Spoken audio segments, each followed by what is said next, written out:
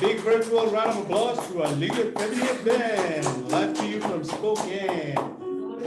Como dada. We'll play one more song and then we'll start our event this evening. Thank you.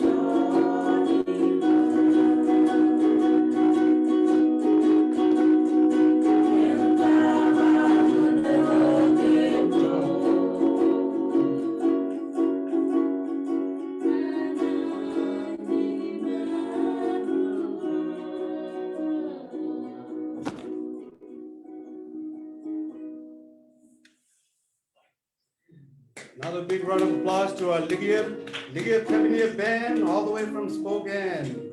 Thank you for joining us, everybody. Let's see. Just fix this real quick and we'll start off this evening. There we go. So a big komo dada and welcome everybody to our day 5. Washington to Marshall Islands Nuclear Victims Remembrance Week event. We are so proud with everyone that's been participating and following this event so far. There has been so much information and wealth of valuable information shared and stories. It continues to carry those brothers and sisters, our aunties and uncles, our ancestors who have lived through, suffered, survived, and continue on to our younger generations who've been involved in this event. We are just so very proud. My name is David Anatok. I'm coming to you live from Spokane. And with me, the Ligia Cabinet Band. Again, a big round of applause and Komo Dada to our band who've been with us since day 1. Today is a very special day. I'm not going to take much space because I know we have a big day event for you in the next couple hours. So we thank you again for joining from wherever you are. I'll now turn it to Ken Brownell, who's our MC and leading us today's conference, and also be your translator for the Marshallese. Nuclear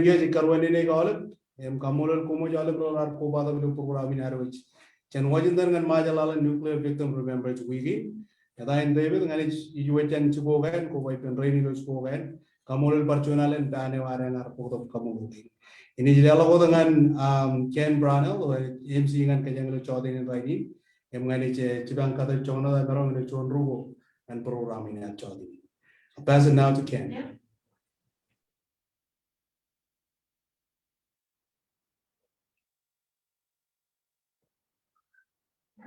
I'd like to introduce Dr. Davis and Pastor Charles Heim for the opening prayer.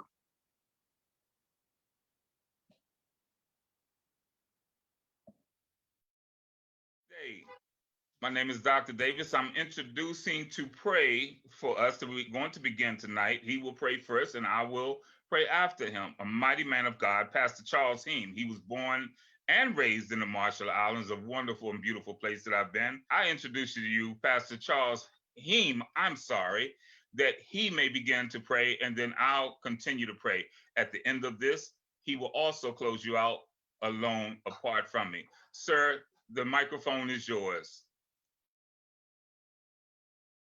Thank you. I'm Gerard Anit. Chuaneo imit Kobai Tokem Nganeok Iloyenin. Char Nabar Impodok Agujugoam.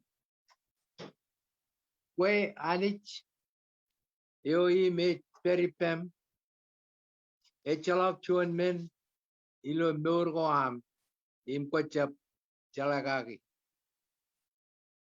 Kemit Kamolol Kentel Ilo Chuanot Puro Im Chuanot Alamanak Ken Am Yahweh Imam Yen Ino Them Pem Kemit Kachidak Ipam Ken Kachidak Am Ken Pamele Goam Ilo Mazel Ilo Yenini Melap Imaur Ilo Kalmalojan Gage Choj Im Chologampur Im Kagael Kem Chen Pergo Am Kemit Kur Nganeu Ilo Yen Gain Kalikar Ngankem Kentago Rat Kobai Pem Ipendron Kenangan Mit Imagush Goar Imtago Rajwalok Ngankem Yigichen Cherbal Gorar Pukchigir Ken Cherbal Gorar Kamanilo Marshall Island rar kamagit kem jen jogo jigim char ken jibang ken chuen ogodak eo emer enach pok jigin pe par en par cheplak ngan gara enwat mogoda enwat rain rorar cherbal ilo majalin enwat rorar cherbal ilo misen ken air gal lamnak ilo air gal cheplak rar tabar ijogo chigir ilo yang tan kentago rar walok ilo kem enwat nangan mich imbar wawen go chet ilo meur kenta char ligit ilo majalalan ipen armi royi char ken armijin majalalan ken ogotak im kajbarok eo am kemit lewech ilo pem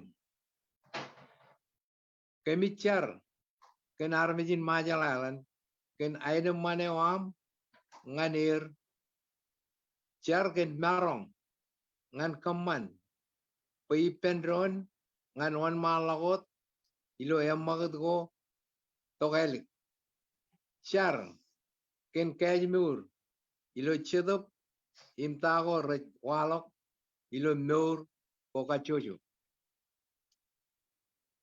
kajbarok armij ro ilo masalalan ro matam ilo state go chet neighbor state ko me rebagem enot ebesem ilo Micronesia Perenot.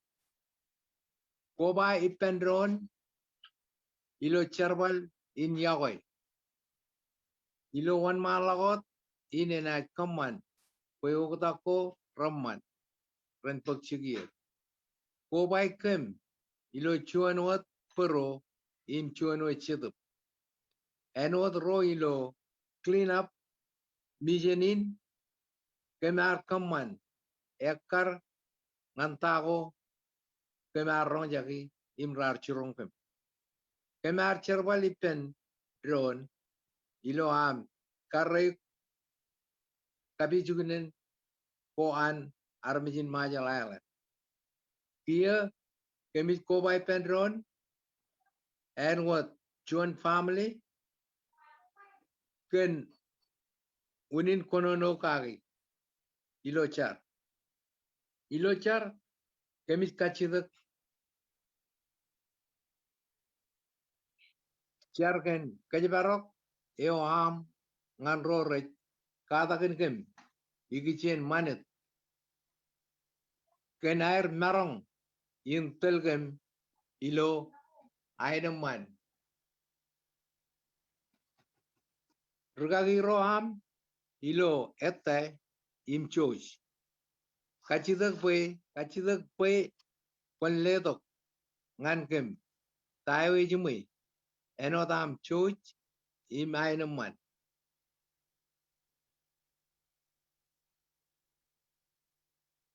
Ngan wan malagot ken mijenin im rojet rajperi char ilo etan char ilo edo echalok enot etan h Jesus Christ. Amen. Amen. Amen.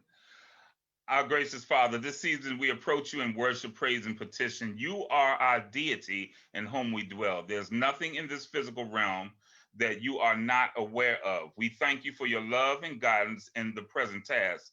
We ask you to show yourself mighty for my Marshallese family in remembrance with forgiveness and restoration for the acts they have endured. We know that all things are in your power, and we know that even these solemn memories are working together for good to those who trust you and are the called according to your purpose.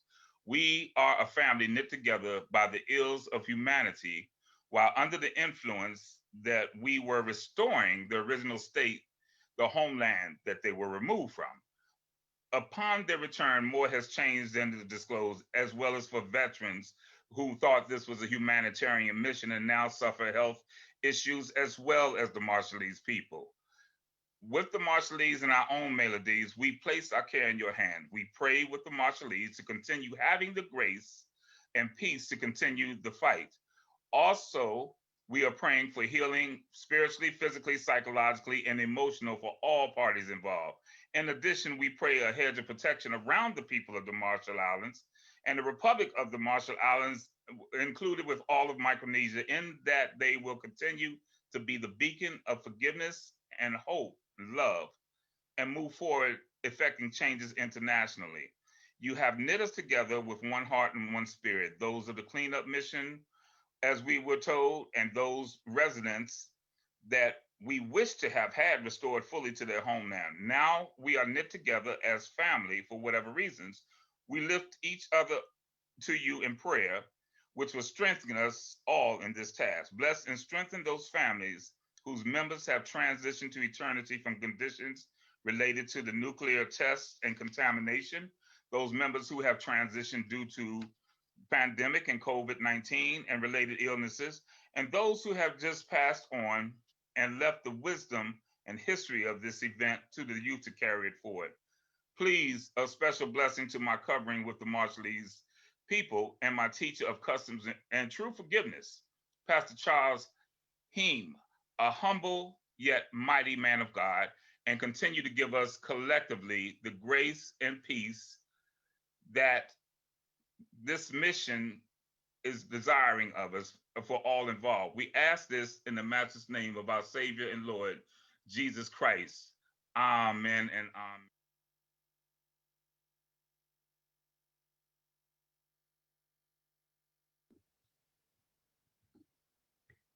Thank you, both Pastor Charlie and Ernest. Following traditional Marshallese custom, we want to start off by giving thanks to our Heavenly Father for bringing all of us together today, for nuclear justice showing us all that we are, not alone. We would like to take this moment to recognize and give respects to our nation's president, His Excellency President David Kabua, the cabinet members, and our Iroj and Leroj of Manit, Mwemwen Iroj, elders, and all the people from the Marshall Islands, and all of our nuclear frontline communities. It is with also important that we acknowledge the land that we are hosting this event from, on Spokane, Washington, which belongs to the Spokane tribe, whom we've had a pleasure to joining with in learning from this week.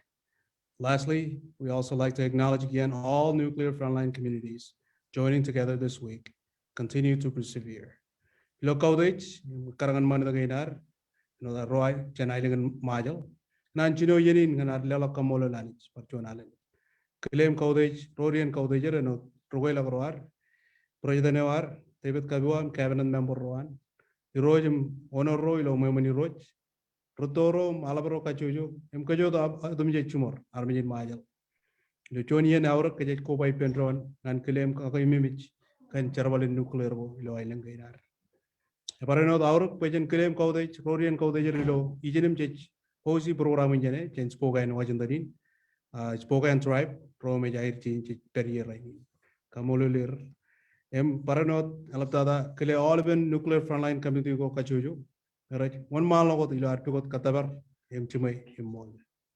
I'll now introduce our, again, MC for today, Mr. Ken Brownell, all the way from New York, who's an Enewetak, part of Enewetak family now, a cleanup veteran, spent most of his time during Enewetak on Lojoa Island.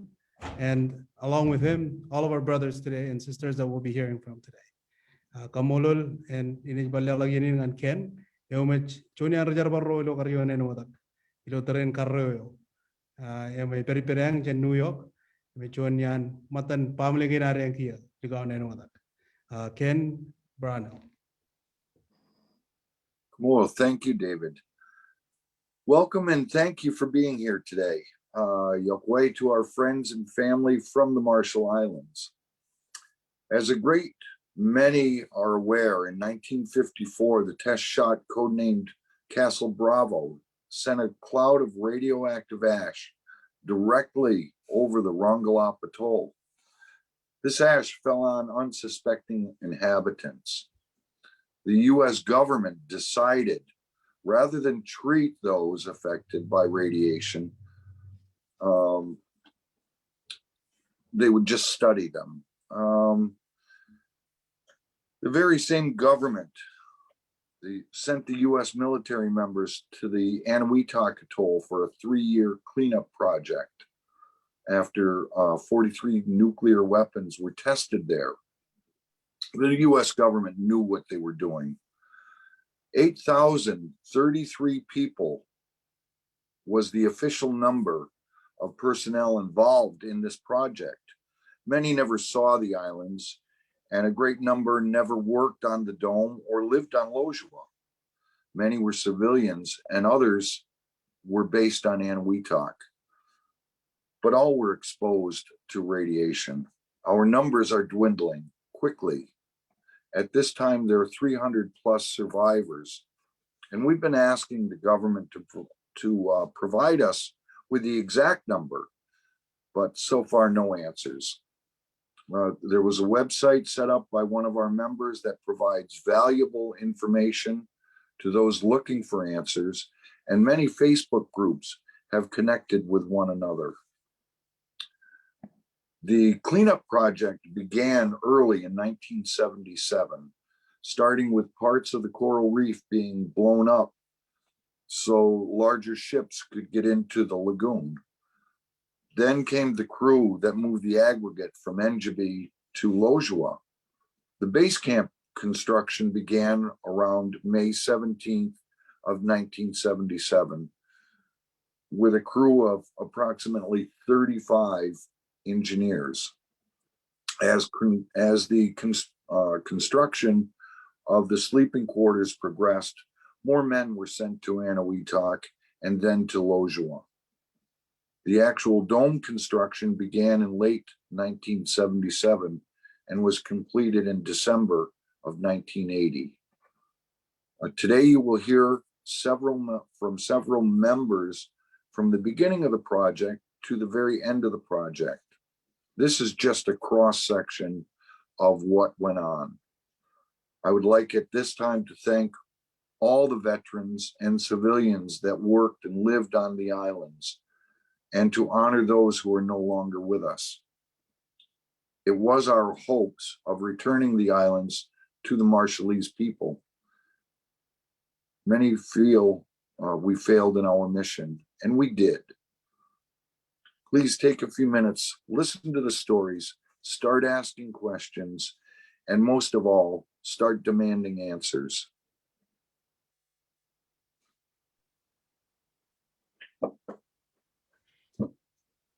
Parjonalen karwaininim kamulol olip ngan yenin. Kanan pag yenin emman. Em paglang ta pwena to in chenagar. Chon tajon radam jin bukin emong lemeneo. Chino na nagar work melmelem. Yo yon majalam Castle Bravo. Agar paglang lok ilang matan menokararan choranin Bravo yo. Ngan ronglap. Ailingan ronglap eto. Alvin menokararan gain rar bodalag yon ilang army jarar perijo. Em kiana na merga agar chala gaga agar kachito ar palen mela laga gaya one malo ko kamane kada kain kan kakan me milagi. Em alvin why one or ar bakchigir kichen project 4.1 ilo agar why ko payinin ngan lana en bun army jarain ilo kar terain. Chalo ko tak charbalagain ane chakini na merga ngan rain merar madan melodari ana merga imperion Enewetak yo munchilu yen project in karroyo helegan yo munchilu yo gom rar kamane ka me milagi kieno ana merga ar jala tayar bakchigan or taran raldak taujin chilu army agar tarain arain em ro merar parenot cheper pen tarain ar reserval ilo tarain rar olip pakonair ilo charbalin karroin aga nadan project cleanup elongo di air reservoir rain rar beri yon Enewetak Oliver rar yon chorainin ready ini ngan rainin nambagain kami kacung cibarigawat mian regulok kia me orot cilubui cuma army remeur chantere gain Em kia meno kimi kachong katabarain pe kia newen letok lukun talibin namba ko pon mon ko anrom rar pokonair ngan raini ni chain lengo. Emjam kabochat melalo ko raberilo website ko kajojo em barano lo group ko amilio Facebook. Mi ko gain ko meron ko ne pem an pag melalo ko chidral ko. Clean up project ko karchino ilo chondo jin radam jon buku chimjongo. Echa matano agar charbal ko merar kamil bilakan pamako em kajoran olben woroko emailenko ilo malon ijogo rar kamil mili yonen wada.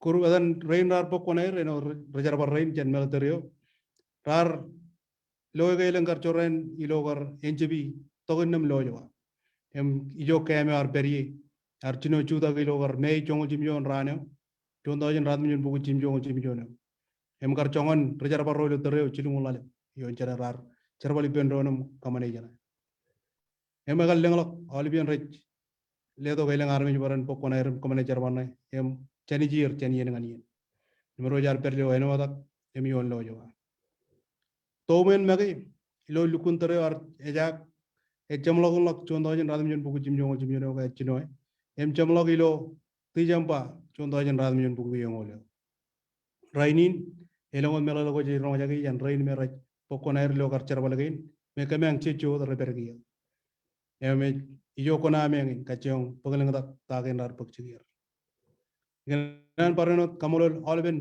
federan ro em olben ro ar charbal ilo ailengin ilo teregen kamyang ar peri pendron meur pendron em kachong chongon da merong kata berboin ka rolak ailengin an armi roer armi maayo eleng yam kami wada ke kamarjep merong tabar katabarin em mol kami jep kar tabar katabarin bener ro aileng ni gio pagchecho minute an kolok chitian po bena do kain chati em kachito ko man legut kachito ko ilo chat box na agilo chakana em barano alap dada pegot adan temen kapeko de en uako kan tagen me kachong katabarin pendron.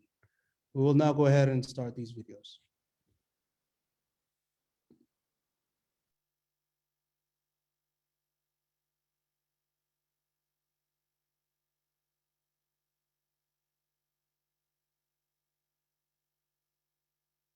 My name is Richard Phillips, and I was Petty Officer Phillips, EN3. I was an assault boat engineer. I was in charge of the engineering spaces on Mike boats, on LCM8s. They gave us some sunblock.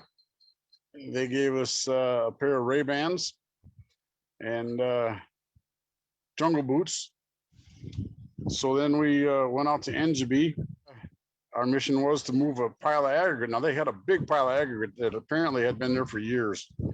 And we had just old Maggie on an old Mike boat and a front end loader. And we didn't have enough room to, we'd load the boat with aggregate and load the front end loader on the boat to unload it. We went back and forth from NGB to Lojua, made several trips. So we had no protective gear, not even a simple dust mask. And of course it was hot. We stayed in a tent and we had a trailer there and we had a guy that cooked dinner for us. Food was good, but nowhere ever did they tell us that it was dangerous. They never did. They told us that everything had been cleaned up. And I'm still shocked to this year that I know now what I know about that island and how contaminated it was. And we were all anywhere from 19 to 22 years old. So we would pick up souvenirs from the World War II battle that was there, you know, pieces of bayonets and pieces of busted guns and stuff. And he made us dump them in the lagoon because they were contaminated. After 45 days, they said, it's time to go home, but the last 24 hours there, pee in these bottles. So we all got a case of bottles. We all peed in the bottles. And then we followed up as to, gee, what was that for? They said, well, it doesn't matter. They were all destroyed in transit anyway.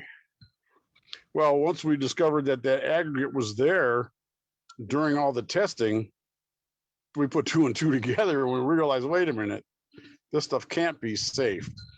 And Captain Day assured us that it was. And Chief Black, he didn't want to say much about it at the time. I don't know if he even knew. He was there too. So he was exposed to the same crap we were.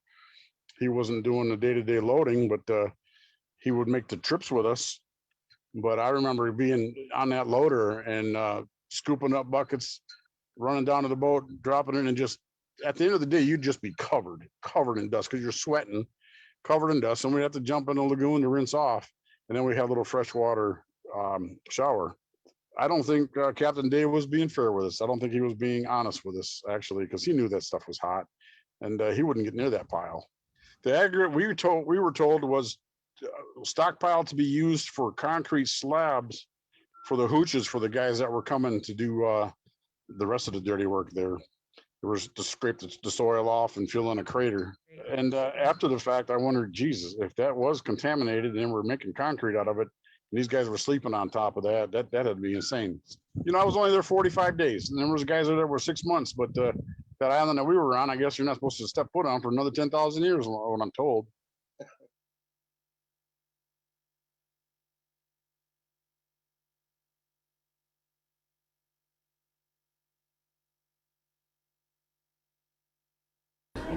My name is Paul Edward Laird II. My name is Paul Edward Laird II. I was a bulldozer operator, and at the end of my tour of duty, I got sent to Enewetak, atoll, Marshall Islands, for nuclear cleanup. I was there in 1977. I was advanced party, and we were one of the first, as the first group to get there. We were still considered advanced party. We showed up, and that was our job, to clear the islands. There really wasn't anything there. Our job was to clear the islands and set up a base camp for the rest of the troops that got there, so they had housing and billets to live in. We lived in 6 tents is what we had set up when we got there. We had no fresh water, only bottled water that was brought in by boats. I do remember at the time they had some dust samplers out around where I had worked. Civilian contractors were setting them up. They were little tripod things with square pads on them. Other than that, I had no protective gear whatsoever. I begged my lieutenant day after day after day to get a dust mask, just a paper surgical dust mask, and I was told they were on back order, which my reply was, you got to be kidding me. The government cannot find at least a simple dust mask. The thing that bothered me the most about that was before we were sent there, we had some classes, and they showed us a nuclear defense film with the bombs going off. We were told there were hazards there. We were told there was plutonium possibly left behind on the island. We were told we were going to be in yellow suits with boots. Everything was going to be taped shut around your wrists. Your boots, we were going to have full respirators because of the temperatures running anywhere from an average of 100 to 125.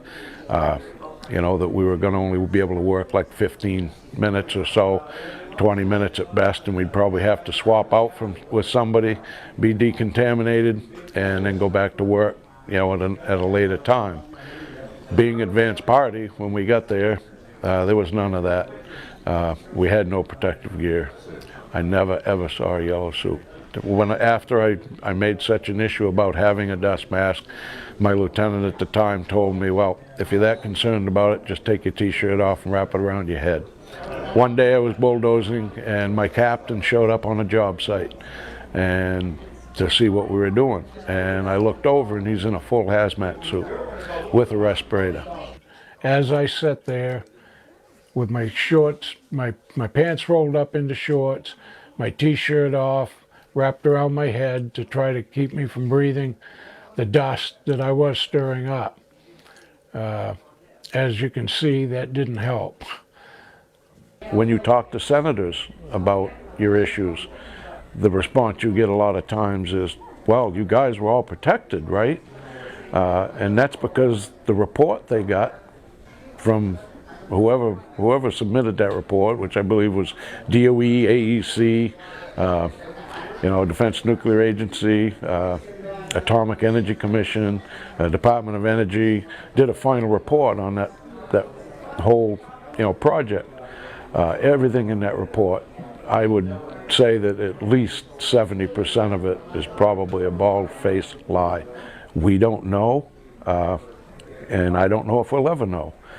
We can't get that information. Nobody will tell us how many of us have actually died. They know us. They know who was there. They know the Social Security numbers of every man that was there, and they know if we're dead or alive. But they don't want us to know that, because I think it would paint a very bad picture. No one has ever won a radiation claim. You know, photos don't lie. When this guy's standing on a dome half built with shorts and no shirts, some of them have paper dust masks, and that dome is off limits for the next 240,000 years. To see happen for me and all my brothers is to see anybody that had to pay medical expenses out of pocket to be reimbursed for what they had to pay. You know, we should be compensated for our health issues. We shouldn't have to be denied and denied and denied until we all die. Honestly, I feel like we may have been part of a human radiation experiment, because why else would they knowingly know what those islands were like and put us there without protective gear, doing the jobs we were doing? Like I said, hua for the 84th Engineers, my brothers. We will continue to fight. We're not going to quit. God willing, like I said, we're going to continue to be here, and you will be hearing from us for a long time to come. We have many, many dead, and dead people don't speak. The VA doesn't want to admit it. The government doesn't want to admit it. That's where we come in. We have to speak for them and us.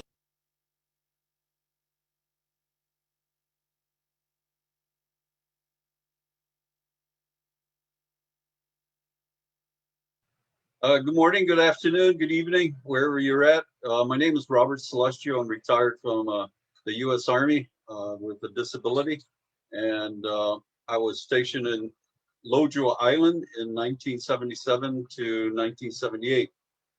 We were there to do a post cleanup on the ionizing radiated debris that was left there by 43 nuclear and hydrogen bombs that were detonated from 1946 to 1962. We lived on a small island up north in Lojo Island. There was about 500 of us each time we were there. Each one of us served 6 months at a time from 1977, I believe, to 1980.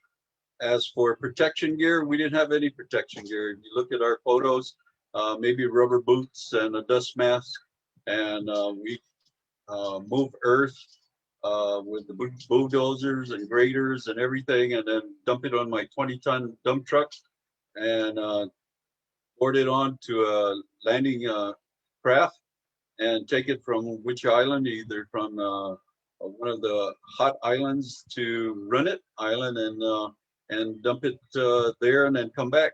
But when I got there in '77, we were one of the first guys to go to Runit Island and drain out the water. It looked like just a huge pond, and I didn't know that was a detonation of a nuclear blast called Ivan, and from 1953 until later on in my years when I did research and found out that I was actually inside a nuclear blast. Prior to that, it was just a pond, and we just get in there waist deep in mud and everything, and a lot of us got sick. Let me see.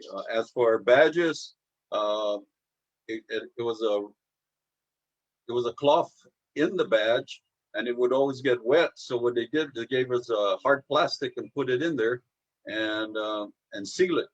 And so I didn't understand how they were going to get a reading with a rat badge in a hard plastic when it was supposed to detect any kind of sample from the cloth.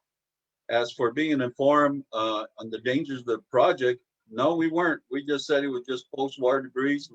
We just go in there, do what they told us, pick up whatever we can, not knowing that it's highly radiated. Walk on top of, especially my 20-ton dump truck, they'd put up a whole bunch of radiated debris, and I'd have to cover it, climb on top of it, and ride on a boat for a couple of hours from one island to another on the truck. And we are just the lucky ones to survive. And I just hope and pray that the others will be taken care of in the future.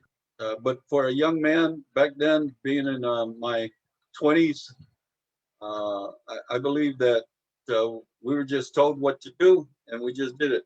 And later on, we feel the ramifications of what we actually did, and for the VA and for other government agencies to deny that we were exposed to high levels of radiation, you know, it's ludicrous to me.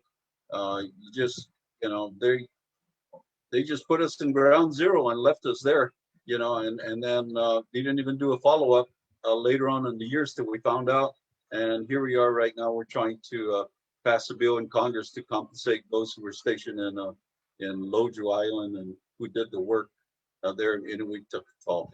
We just wore shorts, sometimes no t-shirt, no nothing, just shorts and boots, and went to work in a hot zone, they call it.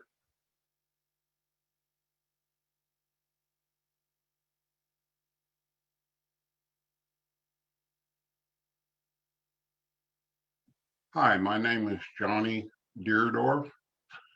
I was a 19-year-old engineer who worked for the Army when they assigned me to Enewetak.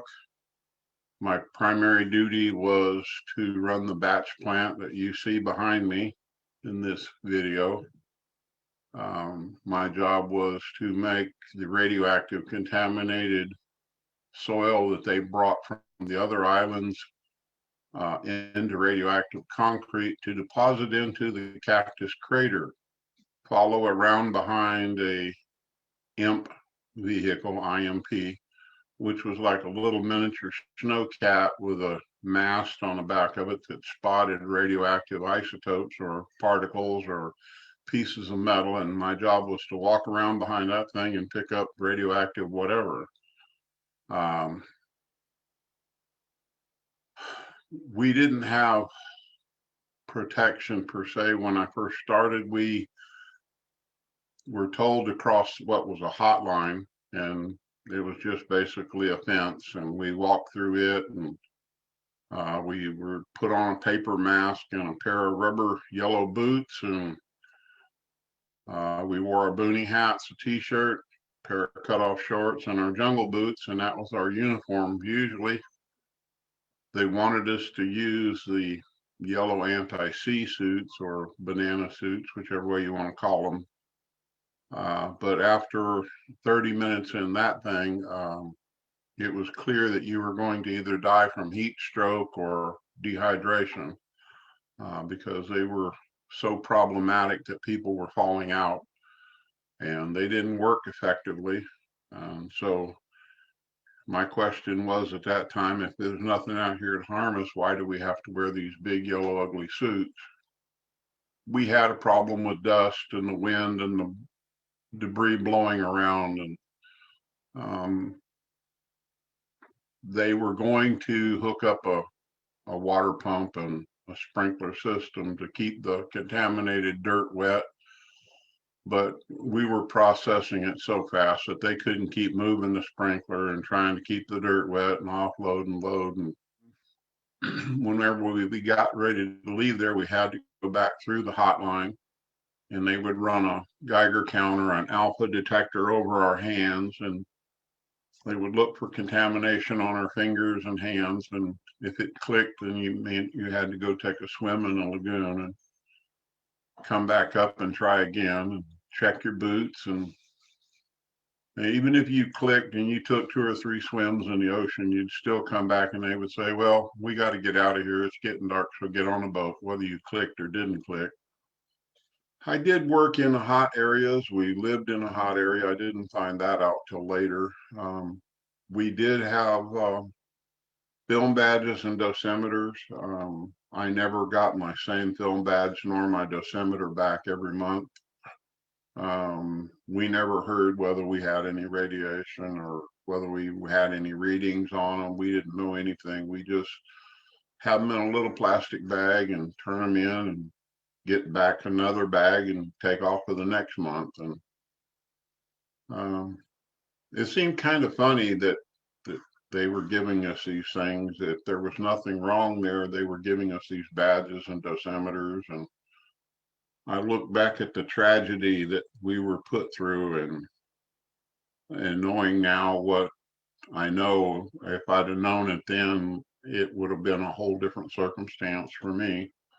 It's really, really hard to watch people, as from my point of view anyway, as a NBC specialist. It's really hard to watch my brothers and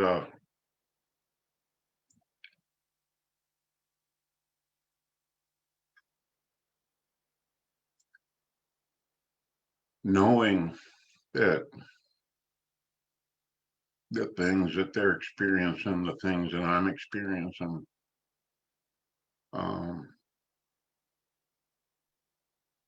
nothing you can do about it. It's just tragic.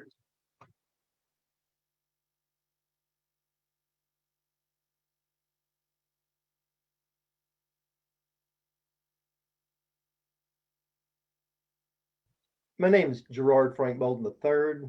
I was a draftsman at Enewetak atoll during the atomic cleanup mission, and I was stationed on Enewetak Island itself. I worked in S3 of which is operations of the 84th Engineer Battalion. I prepared drawings. We kept up with the schedule on the work to be performed, and we kept up with the man hours, equipment hours, and materials moved during the project. Since I was on one of the least radioactive islands, I had no protection. Even when I went to to Runit and to Lojua, I didn't have any face mask or any type of protection there. I think I wore a radiation badge maybe once or twice. I was on the third plane that went over for the advance party, and we were briefed on the radiation, but it was basically if you needed dust mask, it was supply, but seemed like supply was always on backlog. Well, that's on back order. We don't have any dust mask. We were told not to eat the vegetation or the animals over there, but I ate coconuts like they were going out of style. In 2012, I was on Facebook, and Gary Pullis and Richard Masculine and I reconnected. Gary asked, "Hey, if I create a Facebook group, we can chat there instead of doing the messaging back and forth." So we both thought, all three of us thought it was a good idea. And so Gary created that Facebook group, Enewetak Cleanup Vets. Well, first off, it was a very unusual mission. And whenever any of us that were there start talking about what was going on over there and how lack of personal protection, we get this deer with the headlights look. When we're able to talk about it, we all know that's what we went through, and we're talking with each other about it. But when you're talking with someone that has no clue, they just can't comprehend, or the most of them can't. But it's been very rewarding, because one of the things I found with our Facebook group is when one person starts talking about what we did over there, it kind of triggers up each other's memories. So that's one of the main things there, sharing the memories, building on each other's memories, and also we exchange a lot of information. Different people have found different documents. We've shared those documents, photographs.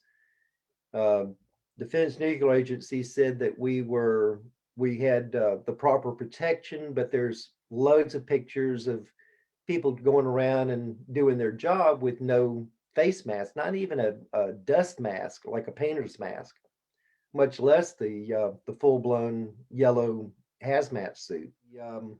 As far as personal protection, I never was even offered a dust mask or any of the radiation gear. I was told and have heard from several people that wore the hazmat suits or the radiation suits that it was, they had to do it in shift work, 20 minutes at a time. And even after that 20 minutes, when they took the boots off, their sweat they had to empty out the boots from their sweat. They were concerned that anything more than 20 minutes would have created heat stroke. That was a danger.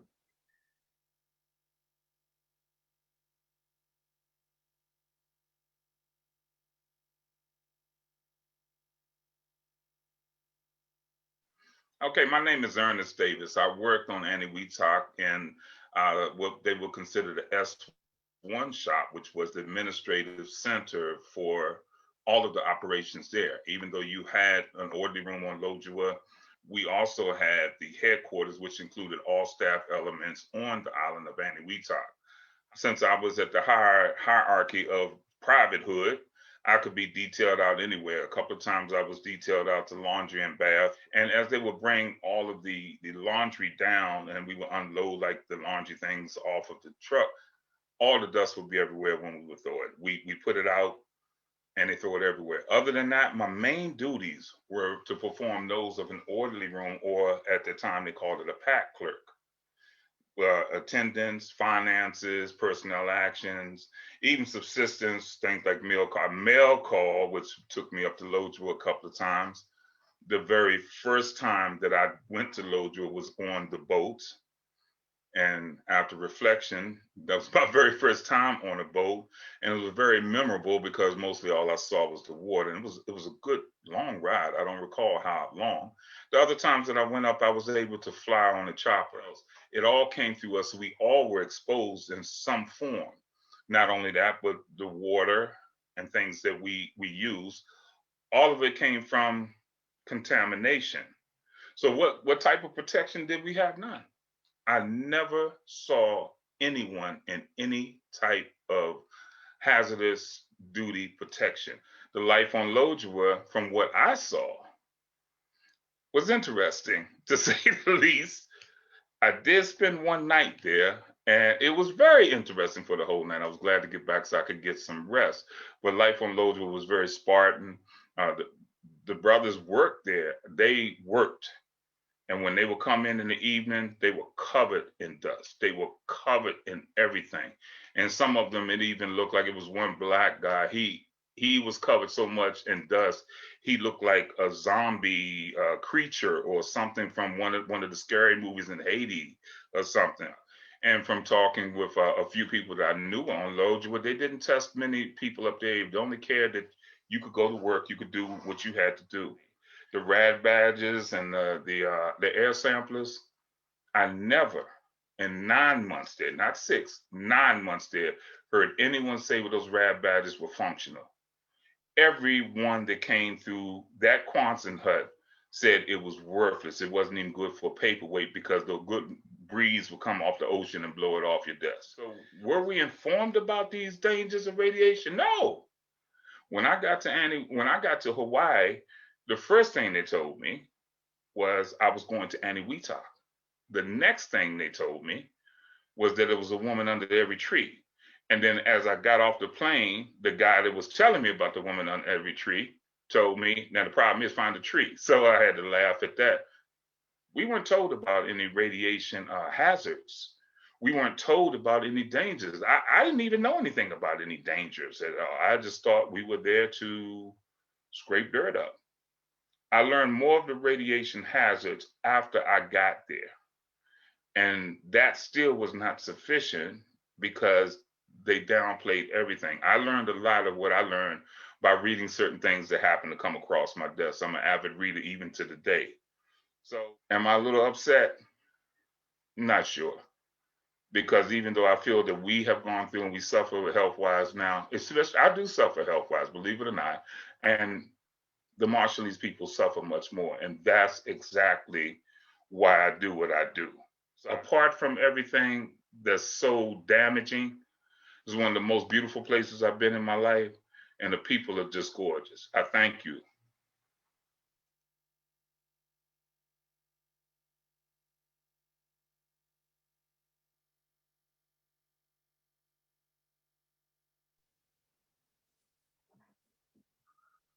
The government has claimed that we were protected, but we know the truth. Our focus is on the lack of protective equipment, defective radiological equipment, and the working conditions. The project was kept for the most part a secret from the world, and until many veterans had reconnected and started talking, they quickly realized it had been kept a secret from them also. Got a few seconds. I'd like to say thank you to Holly Barker and Ariana, the educators of today's youth, Brian Cowden for bringing all the films and all the interviews. I'd like to say thank you to Val for everything that she's done, and to Sally Ann and to David Enewetak. There's so many more. Lily Adams, I want to say thank you to, and I can't think of everybody right now, but I do want to say thank you, and thank you to the Marshallese people for having us and embracing us and welcoming us into their family. Thank you. We'll pass it on to David. Thank you, Ken.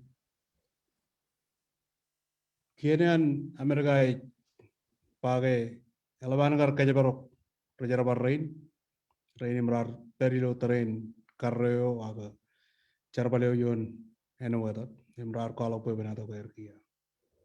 Aga Lukulo Molo in Archala, Ragaraja. Katabaran Rain, Ray Kalo Pevanato Gerkia, and Kajun Kalo and Talibin Choran game Rajabaring Jagi. Chenodangar Chapakin, Popara here, Magi, Lutheran, Trevor Archarbal. Ito ko chen Oliven, Choran gain Kakamilgo, Yen Kamil Pamo, Imrar Charbali, Irogagi, no gain Charbal Langar, Tigudilo, Runit, Embaranot, Wavenergar Perim, Charbal, Loyon, Loyo Runit, Enewetak terrain. Oliven Waven again, Oliven project in Menad Queen project. Chala Junar Jalagawe. Kienengot. Lalin Arjap Arbinjang Majinjane. Mayan Kia, Kate Connect, Rain Marina, Tarina, Federal Rain, Queen of Federal Rain. Reginogia Marong, Chalaga, Marong Galo Pevenado in Odin, the Jolin. Pay Chalak Chuan Men in Noja in Rio or Naja would call Pevenado. In Arcanono, Ken, and Calavan Baranot Kamolol, Holly Parker, Ariana, Rain Marriage Pokeron, Karon Kajan Miller again roll up. Brian Cowden, I wish made community again interview again roll up. I roll. Val, can all even Cherbal again, Sally Ann, Rijuku Rain Mother. David Anido, Coronat Lily Adams, and Mollivan Rain, Ilo Chimeron Kalajar again. I look up Conairan, Poganadak, Terrain Bagay, Maron Povinado. Maron Kamola Army Majel, can I Carwene Kamijan, to Terrinaro Mirar, Command Cherbal again roll up. Rebbenilo Terreon and Error Kajong, and went period on an army roll. Fortunalen, Kamolo, I'll pass it back to our MC for today.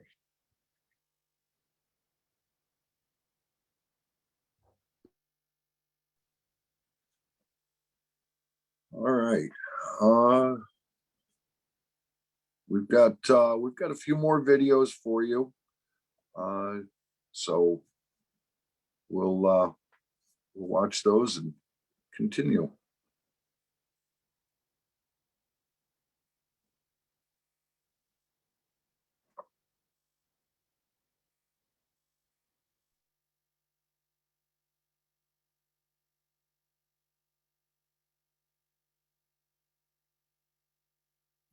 My name's Harry Daniel, and I'm from Brunswick, Georgia.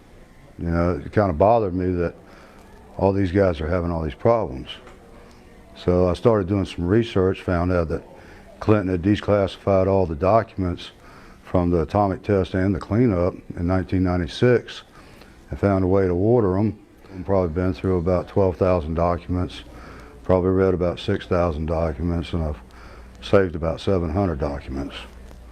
It all shows a cover-up that the Defense Nuclear Agency has perpetuated on the Congress, the American people, and us for 40 years.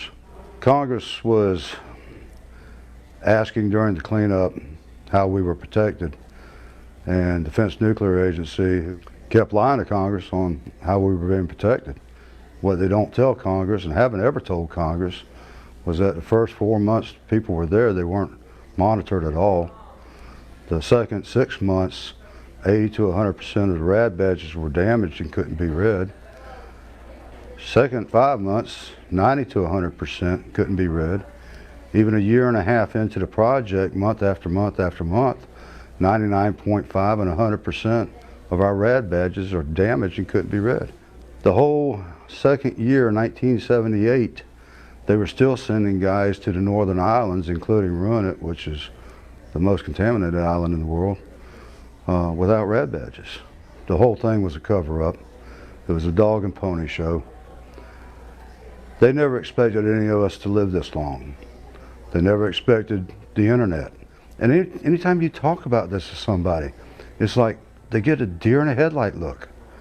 They have no idea what you're talking about. It's so unbelievable they can't even fathom it. Some people just say, you know, no way that happened. Well, it did happen. It happened to 8,033 of us. All we've ever asked is tell us how many of us are still alive. And they refuse to do that. You know, we don't want any money. All we want to do is get taken care of.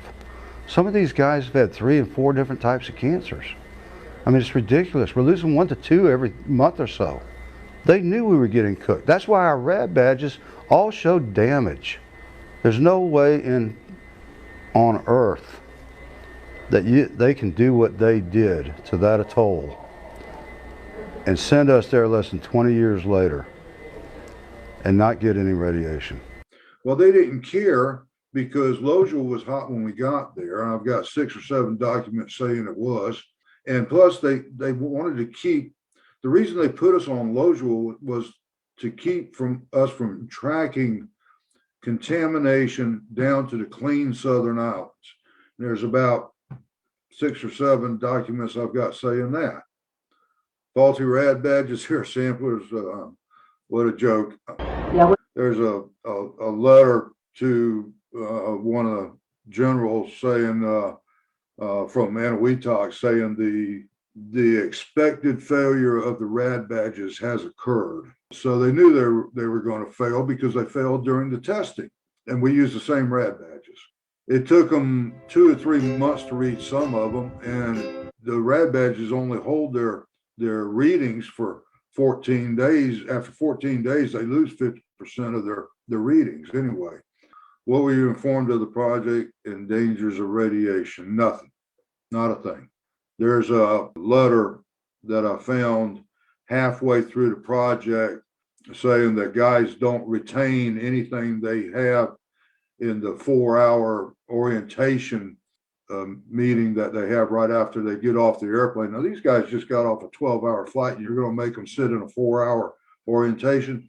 So they canceled the entire radiological portion of that because guys weren't retaining anything anyway.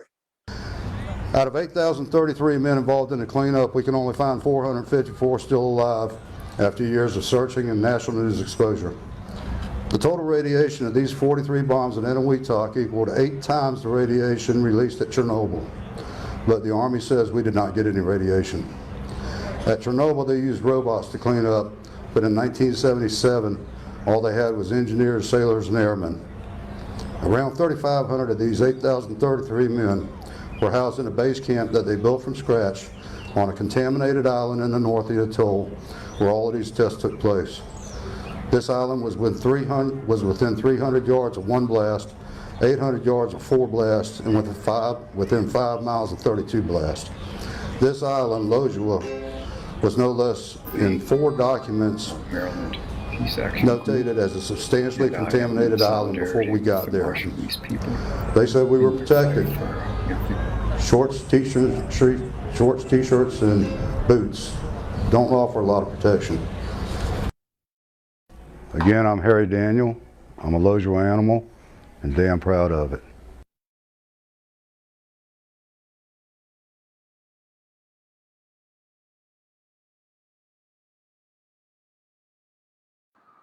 My name is John Bannon. I live in New Franken, Wisconsin. I was a 52 Delta 10 mobile power generation expert on Lojo Base Camp from August of 1978 till March of 1979.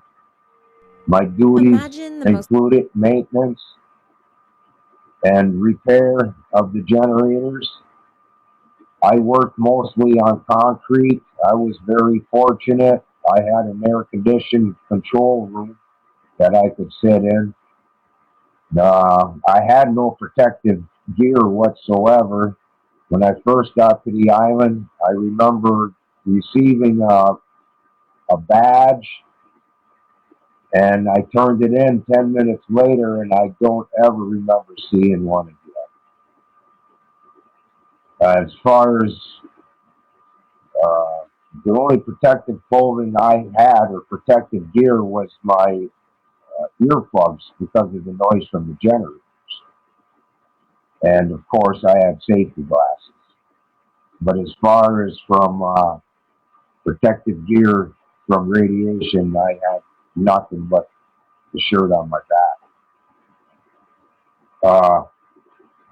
As far as working on the Northern Islands, I never got to experience that, other than we worked the swing shift at the generator plant, so that gave me a lot more time off than what the normal troops did there. So I spent a lot of my time going to other islands, looking for shells, looking for the Japanese fishnet balls that some floating on shore. And this is the road. I know I swam in the crater on the island right next to us. I know I dug a lot in the dirt. I played baseball for sports. That's about all there was, baseball and drinking. So that when they strip Living on the island. The island was only about 40 acres big. It was assaulted by 42 blasts, atomic blast and 1 hydrogen blast. And I lived right on that 40-acre island, pretty much 24/7. Other than the 2 days I took off with the Navy guys and went to the North Islands and then hauled back 2 loads of dirt to Runit for the day. But I was very fortunate because I saw them guys come back at night and they were covered in dust and the favorite saying there was just jump in the lagoon and clean off. So that's about what it told you. Even if they took showers, the water we were taking showers in was completely contaminated. Because once that tree collapses, that liquid. The intake from our water purifiers was only a matter of maybe 25, 30 yards from where the water was released from the laundry. So whatever was in the laundry ended up coming back into our drinking water through the lagoon. I was good friends with a local there that ran the water purification plant. He worked for Homes in Normal. He grew up on the island as a little boy. He remembers leaving the islands. And then he remembered coming back working for Homes in Normal. Red fruit trees. Oh, we had a Geiger counter in our hooch. That made so much noise. We turned it off, and then we got reprimanded for turning it off. We were told we had to leave it on. So I took the batteries out of it. They never told me I couldn't take the batteries out of it. And then they got upset with that, so they just took it and moved it somewhere else. But that's as much as I know from being screened for radiation or anything. Other than when I left the island, I had to do what the guys in my period. It seems like the period when they really started building the dome. There was a year period in there that they really concentrated Will I find an on readings and everything. But so we had to pee in a bottle before we could leave the island. But I know the guys before me never did that. They never saw that whatsoever. But life on the island, baseball.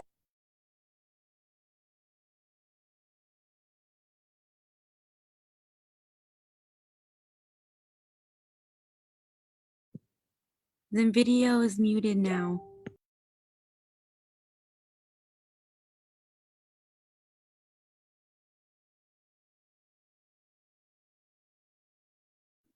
Yeah, sorry, we're having technical difficulties. I think we can hear no audio from the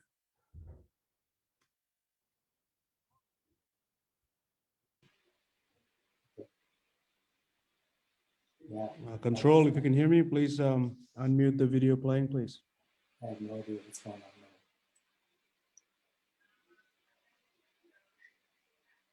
now. Okay, let me. Okay, I'm going to try to bring it back here. Okay, all right, bye.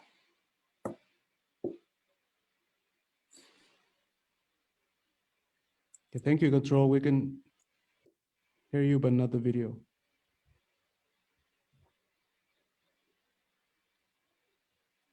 Know where I was going and what I was about to do. And got off the plane, went to the meeting, got on the boat. And next thing you know, I was on Lojoa base camp. So, okay, that's it.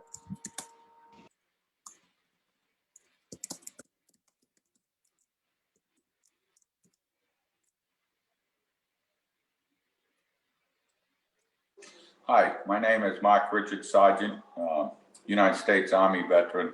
My job was capping the dome, concrete pouring. We poured concrete to cap the dome. We also would police debris from the blown up ships, World War II ordnance.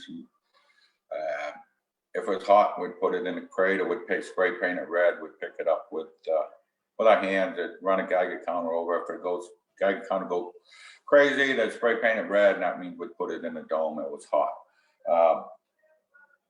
We had protection. All I had for protection, a dust mask and rubber boots. That was, yeah, you know, it didn't take more than a day to know that there was something wrong. My government never told me that we were exposed to radiation or any other. We've been found out later with investigating once the Freedom Information Act come out. We've been able to dig up a lot of stuff and find out that we were really exposed to a lot of stuff. I lived on the island of Lojoa, which is also considered a northern island. Which is my the buildings we lived in. They were the concrete pads were made out of contaminated soil from the islands. And actually, you know, if you look at it, I'm exposed to radiation 24/7. We had the equipment was junk. Yeah, you could tell from day one it was just not right. I mean, our government said no, we weren't exposed to low dose radiation, same as if we were in Denver, Colorado. You know better when the Geiger counter would be going off like crazy, click, click, click, you know, and then we did wear film badges and dosimeters, but we would swim in them, washed in them. They were in our pockets, they're in the water, they were useless. We would work 10 to 12 hours a day, 6 days a week, would have Saturday night off. Worked hard, played hard, won our time off. Weren't much to do. We was on a piece of an island 6/10 of a mile around, 6 feet above sea level. Not a lot, mostly just worked and played. We drank a little beer. I've been fighting this battle for about 6 years. when I first found atomic cleanup veterans site. I had a real good friend, Paul Laird, who lived, you got to camp him out down the road from me. I first met him 6 years ago. I said, "Oh, Paul, this would be great. We could get all the loads of animals together and have a camp. You know, I got a lot of land. We could pitch tents and have a good party." He goes, "Mark, you don't understand.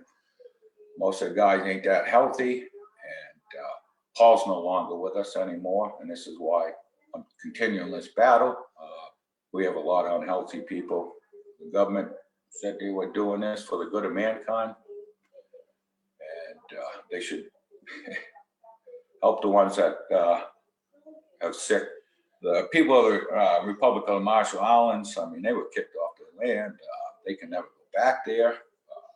It's just not right. They were told that they were doing the right thing by giving our government the land so we could test these bombs.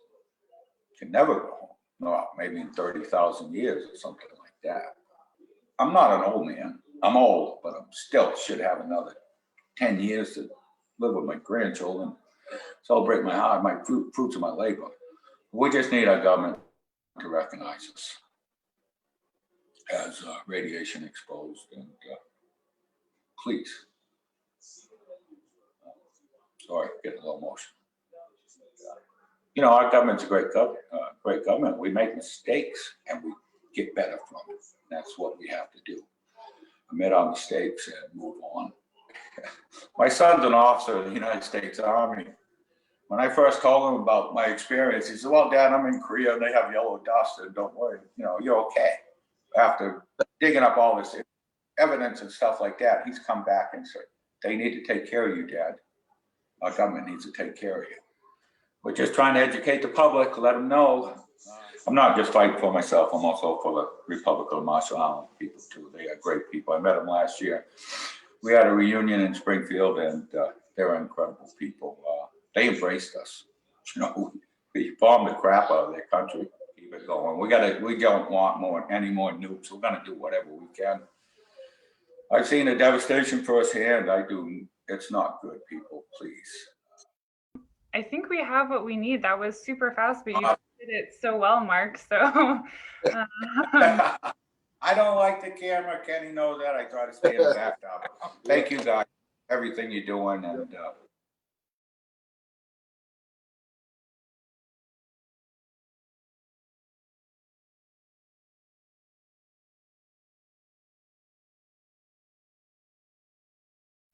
My name is Ray Jarvis.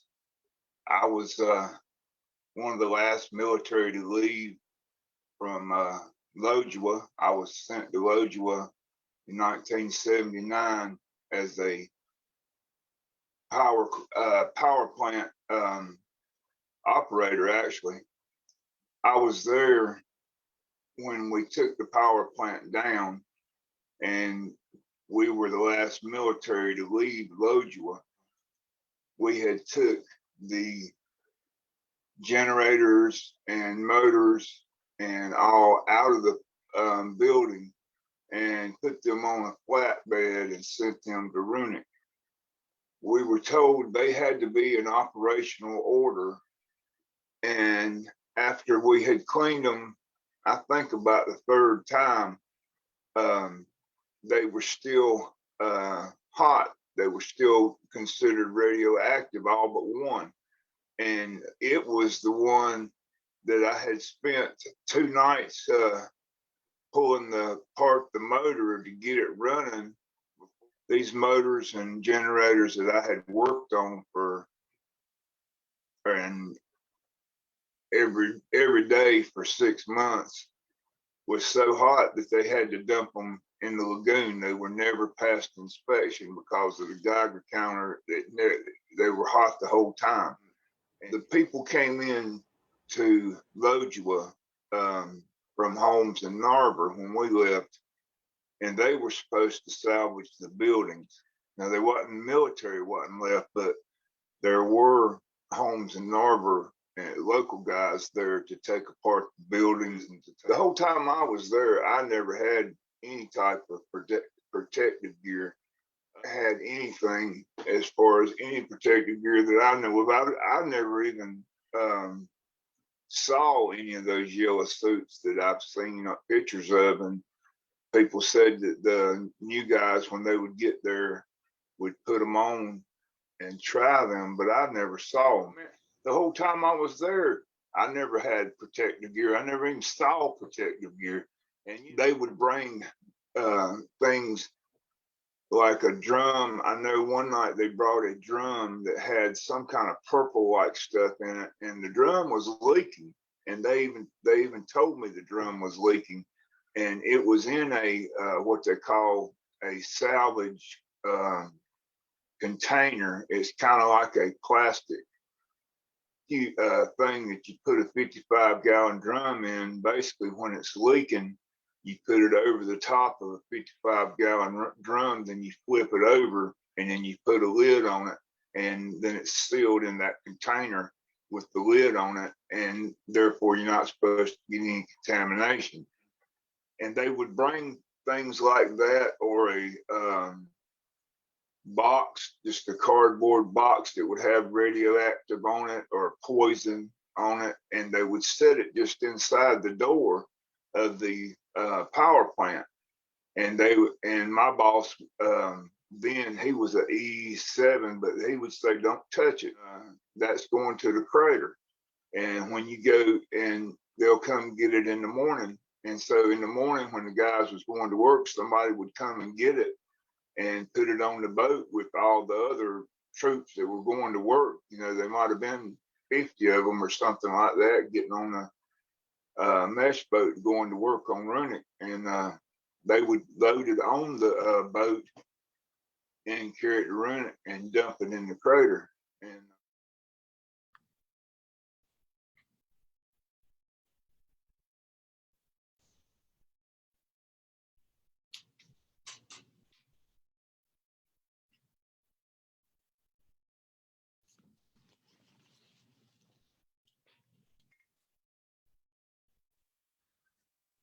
All right.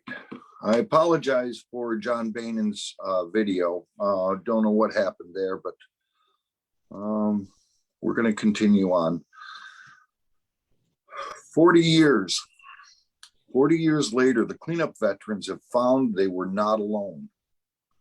With the kindness and the support of the Marshallese people and many other groups of survivors of this nuclear nightmare, our voices are being heard. As the saying goes, knowledge is power. We are sharing information, we're sharing stories, and we're sharing our thoughts and experiences, and most of all, supporting one another. Groups from around the world have become involved. Students from the University of Washington have become involved, and the list goes on. Those watching today and the past 4 days are involved. Our friends and families are involved, and the world is involved. And as a side note, the TPNW is a resolution signed by 50 nations banning the use of nuclear weapons and adopted by the UN. Many nations have not signed on to this resolution, including the United States. The voice of the people must be heard. Nuclear weapons and testing must end. Our children and our children's children need a future without being bombarded with ionizing radiation. David? Thank you, Ken. Before I do translate again, I want to extend an appreciation to all of our brothers who share their stories in this presentation we just heard. Thanks again, Ken.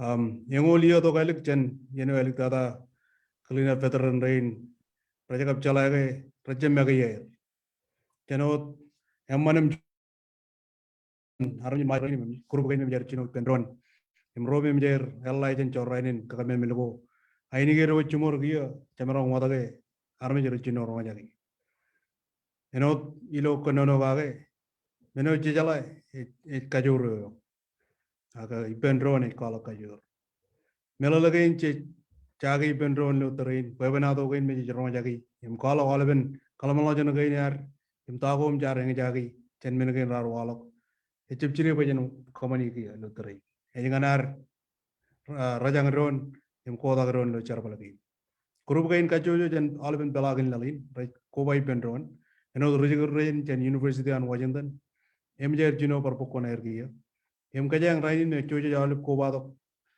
yomun rana go emen gia lo wigo chamalo jar ko bai pendron che chono ro charar matar nugu gron ilo chon pamli alben lalin jagit bak chicken kan jorain gate lo chon bar melale TBNW chon resolution mem janakar Nemungol lalago rallap Chinese pendron peran kajamlok charbalin kamelbil aga charbalin nuclear ilo belagin lalin enchaku em kajarigo by America ene parano Chinese mini aini gero chumor eno chuan army agano army in charbali pendron ejago jon malo jago parano pendron charbalin kamelbil gain aga charbalin nuclear gain rallap rajago chamo em jago pajara katir ajiri reinar ad nejir imrolijum jagalat ilgun aur peran melalagan tain chorainin ionizing radiation akamel bilin chorain bomb. Back to you, Ken. Thank you, David. Now we're going to hear a statement from Senator Jack Ading. Honorable Jack J. Ading is the current senator of Enewetak and Untitled Atoll. Sorry if I got that wrong, and has been serving in this position since 2007. Senator Ading was also the Minister of Finance for the Republic of the Marshall Islands. Senator Ading has been working for the Marshallese government since 1981 in many different capacities, such as being the Chief Accountant and Office Manager, the Chief of Housing and Home Improvement, and more. Senator Ading is also a husband and a father of 7, and he enjoys fishing. These remarks are from the Nuclear Victims Remembrance Day event in the Marshall Islands on March 1st. Nito kanar roja kaya chatmela lago Senator Jack Ading. Honorable Jack Ading Senator kaya luterin an Enewetak kapujilang atoll. Perilo pujijinin chen rota jinim chimjonyo. Senator Ading parano chuan Minister and Finance on Republic of Marshall Island. Miluterin charbali lokieno. Edo an charbali lokieno jen chonda jen radmjun pugi radong chuanyo. Ilo ilang charbal ko rala bar kamani no chuan Chief Accountant, Agobi Manager, and Chief of Housing and Home Improvement, Empar Kojat. Chanadra thing chuan a man and Barano Chemenajri and Pamali, Chimjon Nijin, M. Alban to Limon Loyamur. Melalagain Chatan Roja here, Rajito and Chanadra thing, Chenagar Kapalava Nuclear Victims Remembrance Day, Ilo Majal Island, here in Machon Rano. Then you go ahead and play the video remarks from Senator Ading.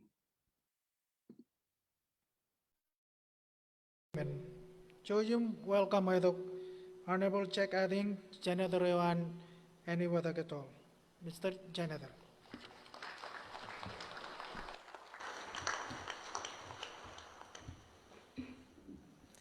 It is my honor to deliver this year's remark on behalf of the 4 nuclear affected atoll on this 67th anniversary of the Castle Bravo nuclear test. We have traditionally used the term nuclear affected atolls to refer to the atolls of Bikini, Ronglap, Udarak, as well as my home atoll of Enewetak. Of course, both Bikini and Enewetak had been nuclear affected atolls for years prior to the infamous event that we commemorate today.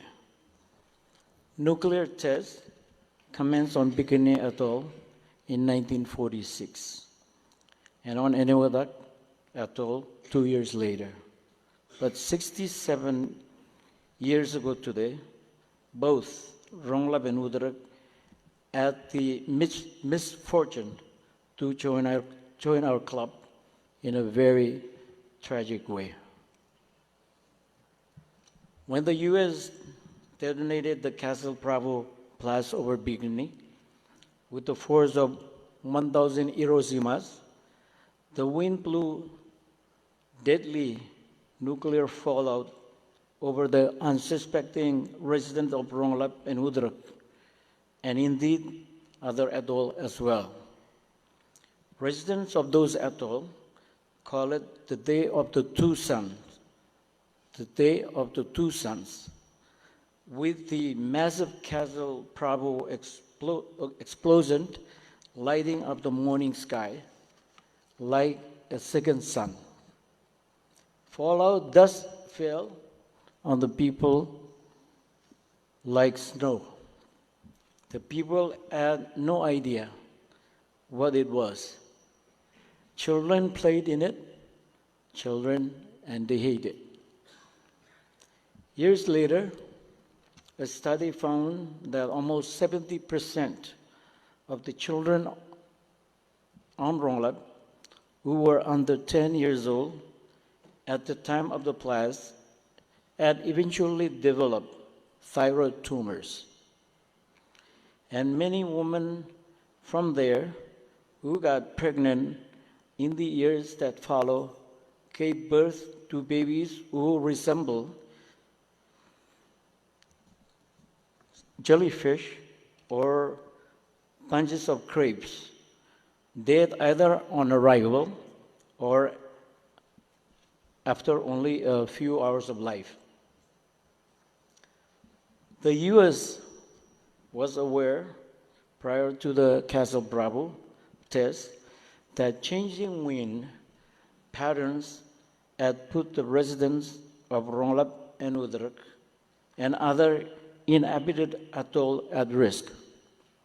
But the test went on as scheduled, and no effort was made to evacuate or even warn the islanders in the danger zone. Why did our people not receive so much as a warning? Perhaps it was because the people in charge of making those decisions did not see us as fully human. Perhaps they saw us as lab animals that they could conduct scientific experiments on without our consent. 2 years after the Castle Bravo test, the director of the U.S. Atomic Energy Agency Health and Safety Laboratory said this about Rongelap. Mr. Speaker, quote, "That island is by far the most contaminated place on Earth, and it will be very interesting to get a measure of human uptake when people live there in a contaminated environment. While it is true that these people do not live the way Westerners do, civilized people, it is nevertheless also true that these people are more like us than mice," unquote.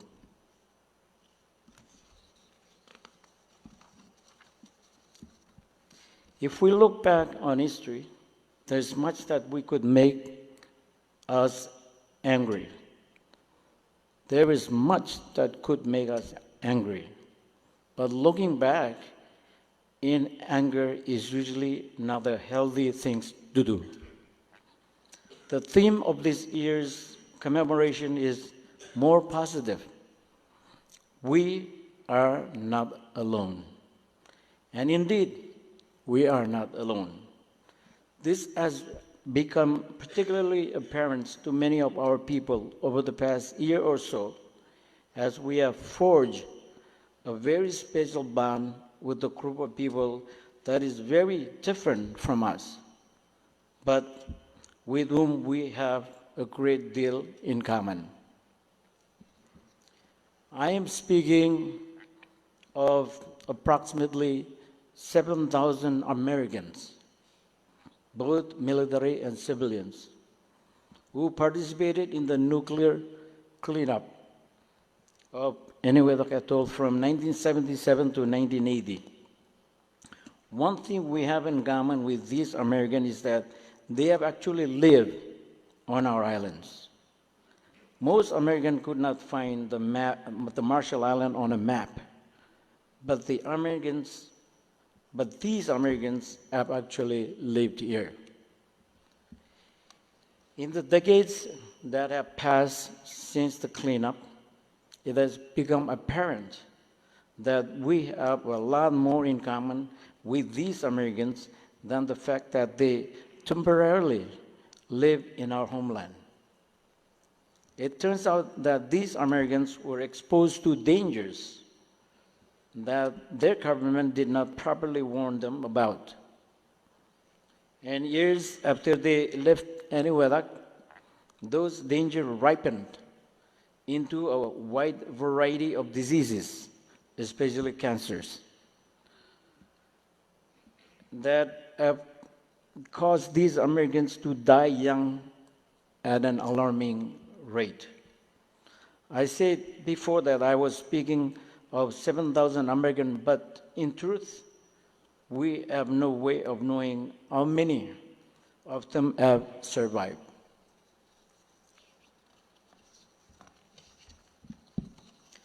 After they left Enewetak, they went their separate ways. But decades later, they began to find one another and reconnect on Facebook and other social media. And they began to compare notes and their experiences. And they began to, their experiences, their ailments, and their need to get recognition and justice from their government. And as soon after they began to find each other, they began to find us, the Marshallese people, learning more about our story and giving us more opportunity to learn about theirs. And we began to learn how much we have in common. We are not alone. We have learned so much from our new friends who briefly lived in our islands so many years ago. We have learned that the overwhelming amount of radioactive soil and debris that was gathered during the cleanup of Enewetak was not buried under Runit Dome. And that's always been the belief of everybody, that the majority of the contaminated debris and soil and equipment, they're buried under the Runit Dome, but it's not true. It was these contaminated materials and equipments were dumped into our lagoon. Although the stated plan was to bury the most radioactive material under the dome, a lot of the most radioactive material actually ended up getting dumped into the lagoon. For example, hundreds of paint cans filled with highly radioactive soil were dumped into the lagoon. And one of the 3 dumping stations in the lagoon was right off of Enewetak Islands, where our people are now resettled. And international treaties prohibit the U.S. from dumping radioactive waste into the ocean, so they dump the radioactive material in our lagoon. Under the Runit Dome, there are 110,000 cubic yards of contaminated material. In the lagoon, there are 800,000 cubic yards. Compared the two, were dumped into the lagoon. Some of the information that the cleanup workers have shared with us is based upon their personal knowledge. Other information is what they found hiding in plain sight, buried within thousands of pages of classified document or declassified documents that they have combed through to learn about their own situation and ours. For example, they have alerted us that 300 pounds of extremely toxic beryllium had been spilled on Enewetak, NGB Island in a failed American rocket test. Student, look up the word beryllium. B-E-R-Y-L-L-I-U-M. It's one of the most toxic material on Earth today. And these materials were spread out on NGB Island, and they were never cleaned up. They were never taken and buried somewhere. They alerted us that our islands were used as base for a top secret program to test chemical and biological warfare agents. They alerted us that 130 tons of presumably contaminated soil was shipped from the Nevada nuclear test site and spread onto Enewetak atoll. The U.S. government still has not told us why our land was used as a dumping ground for soil contaminated by nuclear tests in Nevada. We are in debt to these American cleanup workers for risking their own lives and their own health to enable the people of Enewetak to return home after 33 years in nuclear exile. And we are in debt to them for providing us with information that raises questions about the safety of the homeland that we return to. Our new friendship was solidified a year ago when a large group of cleanup workers held a reunion in Springdale, Arkansas, and were hosted and fed by our large Marshallese community there. It was an emotional coming together of two groups of people who had, for far too long, fought similar battles in complete isolation from one another. From now on, thanks to the bonds that we have now forged, we will fight side by side for the justice that we all deserve. Unfortunately, those of us who live in the Marshall Islands were unable to attend the Springdale event because of coronavirus travel restrictions. But the pandemic has not been able to stop this new friendship from growing even stronger. And hopefully, when things get back to normal, we will be able to have an even bigger gathering that all of us will be able to attend. The Springdale gathering included not only a large number of cleanup workers, but also activists, authors, filmmakers, journalists, academics, and others who have developed or devoted themselves to helping Marshall's people find the truth and find justice. We are grateful to all of them. They remind us that we are not alone. To this very day, we in the Marshall Islands are dealing with the legacy of the event of March 1st, 1954. And indeed, the legacy of a dozen years' worth of nuclear tests that were conducted on our islands. Our battles are typical and often appear daunting, But as we continue to fight for justice, it is gratifying to know that we are not alone.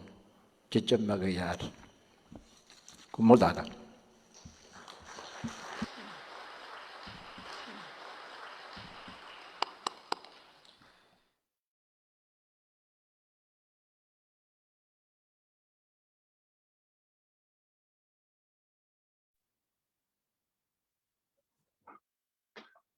Thank you. Thank you, Senator, for that. The Mark Takai Atomic Veterans Healthcare Party Act has been reintroduced in both the House and the Senate. So far, it's gained support from many of our representatives. This bill will not only help the veterans with the VA care that they need, but will help to for the recognition. We have a long way to go yet, but it's a goal that can be achieved with everyone's help. We then will be able to help others in their efforts to get the care and attention needed. Back to you, David. Yes, thank you, Ken. One sec, sorry. Away.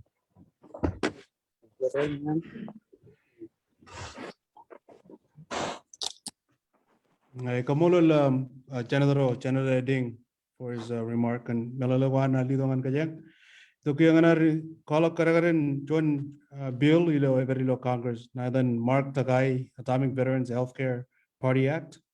Bill inan Mark Takai lori jagan tatarina rin kuba kuya mereka rin kacung pikot cipangko ngan oliven rain merar perilo charbalko yon yen karroyo yon Enewetak.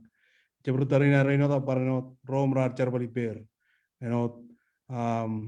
Army Enewata rar per pokonair ilo charbalago elegant kar charbalaga erang rar kalegro. Kamolo in by Chichimagayarge, Jenny Walmado charbalagan chivangron, and the Menolagin Anini. Might Katabargo in man, Jabartongan arang palale, Lamana Quarnon, Iloyan Quailakain, and Chibarbaram Katabargain, Aruji Pendron. Thank you, Ken. You're welcome. We've got a few minutes extra. We could do some questions and answers, David, if that's okay with you, and okay with everyone else. Go for it. Jamarong kabalagan Jabaro ilo Rubin and Kachitamuak, Nailan Kachitamuangan, Rainar Chabalo Terena, Angan Jabarot Kachitako Magdagain. We'll open up to the general audience for Q&A. Any questions to our cleanup and veterans and any of the participants tonight? We have one question here. I'm going to post it in the chat as well. What are current U.S. legislative efforts to address compensation for U.S. testing in the Marshall Islands? Maybe this could be for David and Ken.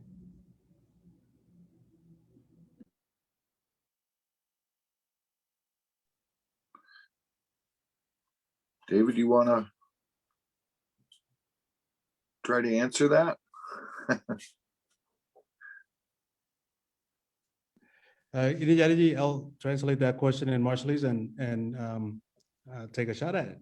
There you go. Thank you for the question. Kachitago walang da kia ilo terrain ilo Amerikain ta ciparon katabargo ilo chicken kagi na Amerika. Ikichen wawen na yalan kalai ko ikichen chen dengan corainin kamel milagay ng US harkamani ngan Mahajal Island. Kachitago na jidongan Ken kapungan nga ilo terrain chonoch adale charbali pimiwich ilo charbali pendron to any kachong chong da barong ilo Kajin Belem, Kajin Mayal Tawiyala. I'll start first in English as best I can, and I'll pass it to Ken, then we'll translate again in Marshallese. The current U.S. legislative efforts to address compensation for for U.S. testing in the Marshall Islands, they're far in between. Obviously, I know as we all know, the Marshall Islands is distance away from the United States. We have a representative in U.S. who is our ambassador, and I know he'll be joining us tomorrow and could provide perhaps some context to, again, the bulk of the question or the value of the question. As far as from the community's standpoint, we know it's important that we continue working together in these efforts to advocate for what's equitably, for the communities, to equitably addressing the issue on compensation for the U.S. testing in the Marshall Islands. Hence the reason why we have this week-long webinar, learning from those that have continued to advocate before us, such as the Navajo Nation, the Spokane Tribe, and cleanup veterans, atomic veterans, and so forth.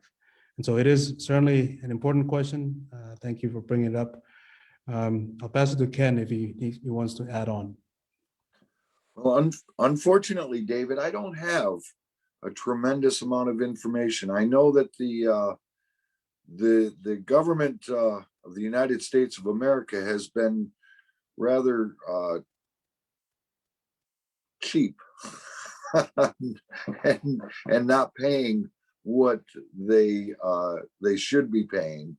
The way I see it, you should be compensated a lot greater than what you already have been for the loss of your lands, for the loss of the fishing, for the loss of family members. Unfortunately, you can't put a price on any of those things, sadly. So we as cleanup veterans will support and help in any way we can to see that you get compensated for what you should be receiving. I'll translate again the answers, and then I see there's another question there in the chat box.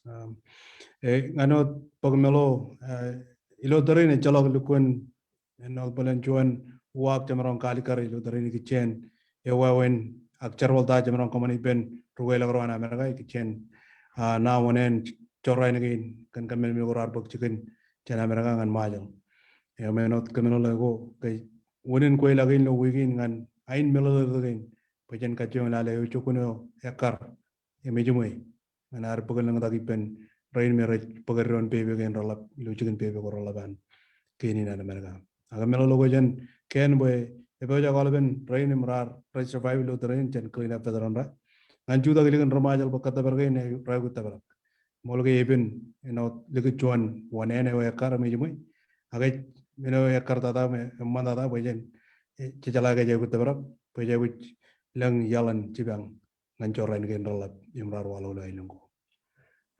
And in addition to just the Mark Tagai bill, because I remember one of my very last visits to the Congress was in front of Congressman Mark Tagai's office, and I remember him talking about the importance of, again, the cleanup veterans and the work of the military in the Marshall Islands.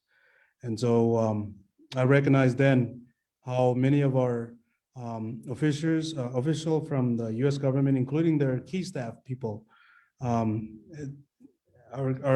yet to really fully understand the scope of what's happened in this nuclear legacy. And it brings it back to all of us here tonight as an effort to, again, work together in finding ways to right the wrong of this long-term nuclear issue. Lily, do you want to read the next question? Sure, yes, thank you. I think we probably have time for just this one more question.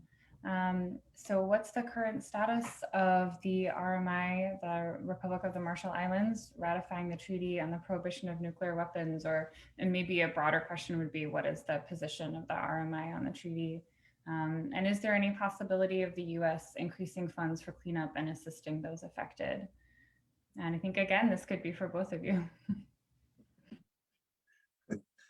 This question's gotten me in a little bit of trouble.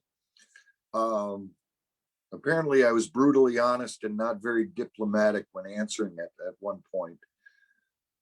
The treaty itself is a great treaty, and the world should sign on to it. Every nation should sign on to it.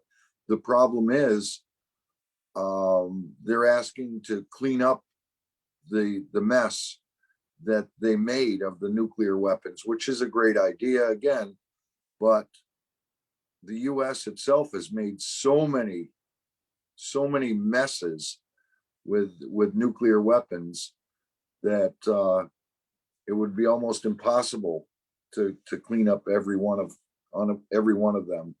And we have so many nuclear weapons that the US is just not going to give it up. So David, I'm going to give it up to you. Well, Ken, thank you again. And I'll do the best again to summarize in Marshallese. Ini kajong ugudelo kajin majal kajitagin ijidok ilo jodinin gih ikichen join 3D ngan kajamlok charbalin nuclear boilo lalin. Yamich 3D kanono gage kenlok chen rindar kanono gichen. Nalgo nemole memjer poponair emlig deldan bir ramano in chudagi benron ngan kabajarak chabaro charbal ko gichen charbalin nuclear gain. Emilo terrain another melale ngan rora melale lore charbal gain. US government e jangan relang ilo teridin em barano majal. Main kachita go gaya walang tak ewi utpajijanan majal pianan majal kan wawinin me chikano kaga kan teridin em engane jawrugan kachita go 3D na ngan kapajarak charbalin nuclear go. Ani kajong wagan chuan charbal ben community gain arwich em chibang tawnadan marong berrigi en roar em tamak ngan rong jaga kia ngan net potok melolo bor karjan kino. I'll do the best again as a community organizer to answer the question, but again we do have our government officials who are certainly more equipped and in the right position to address this. But from the community's perspective and my line of work, we have again no reservations and believe that it is important that there is no more testings or no more usage of any kind of nuclear to any human being, any people around the world. No, this shouldn't have happened. What happened on our islands for 12 years, from 1946 to 1958, and has continued to live in generations, as we've heard from a lot of our cleanup veterans. This is going to last for 240,000 years. No one should ever suffer from any kind of nuclear weapons whatsoever. That's, again, a standpoint from many of the elders and communities that I've worked with and from the Marshallese community, and how they feel about, again, the usage of the nuclear on the Marshall Islands. Nganaj palen melalago chabrang budulo train ngan waga kachitakain rawragam rar walo kia ngay balang melalago chat em ko jalo julo Facebook ak chat room na chojum palik dilo comment box kanai. That's the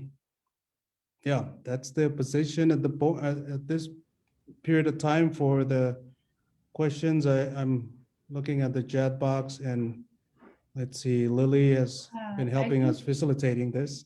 Yes, I think we'll have to move on for now, but I would encourage people to join us tomorrow, where we'll have more time to talk about different policies and goals that all of these different groups are working on. And if we didn't get to your question, join tomorrow. Hopefully we'll be able to get to it. And thank you also just for the conversation that's happening in the chat. It's great to raise these issues and have a dialogue about them. So with that, I will pass it back to Ken to close us out. Thank you, Lily. I think we've got the Dr. Davis and Pastor Heim to give us a closing prayer, if I'm not mistaken. Tenejido kia nganar lemdok chamologen koilenganar ilo chodin rainin nge ejemar kemimologe eber ragagirein nganar ber kajamologinin Pastor hem nganan pokok chamologan ngan perkagimich rom jar jab dabarer kan kachido kwair jana pe rano elik tata ilju em tenejido nganar kemelologi kopan programan ilju chichod minute eleganot jarna chodin. We'll pass it to Pastor Ham for the prayer, closing prayer.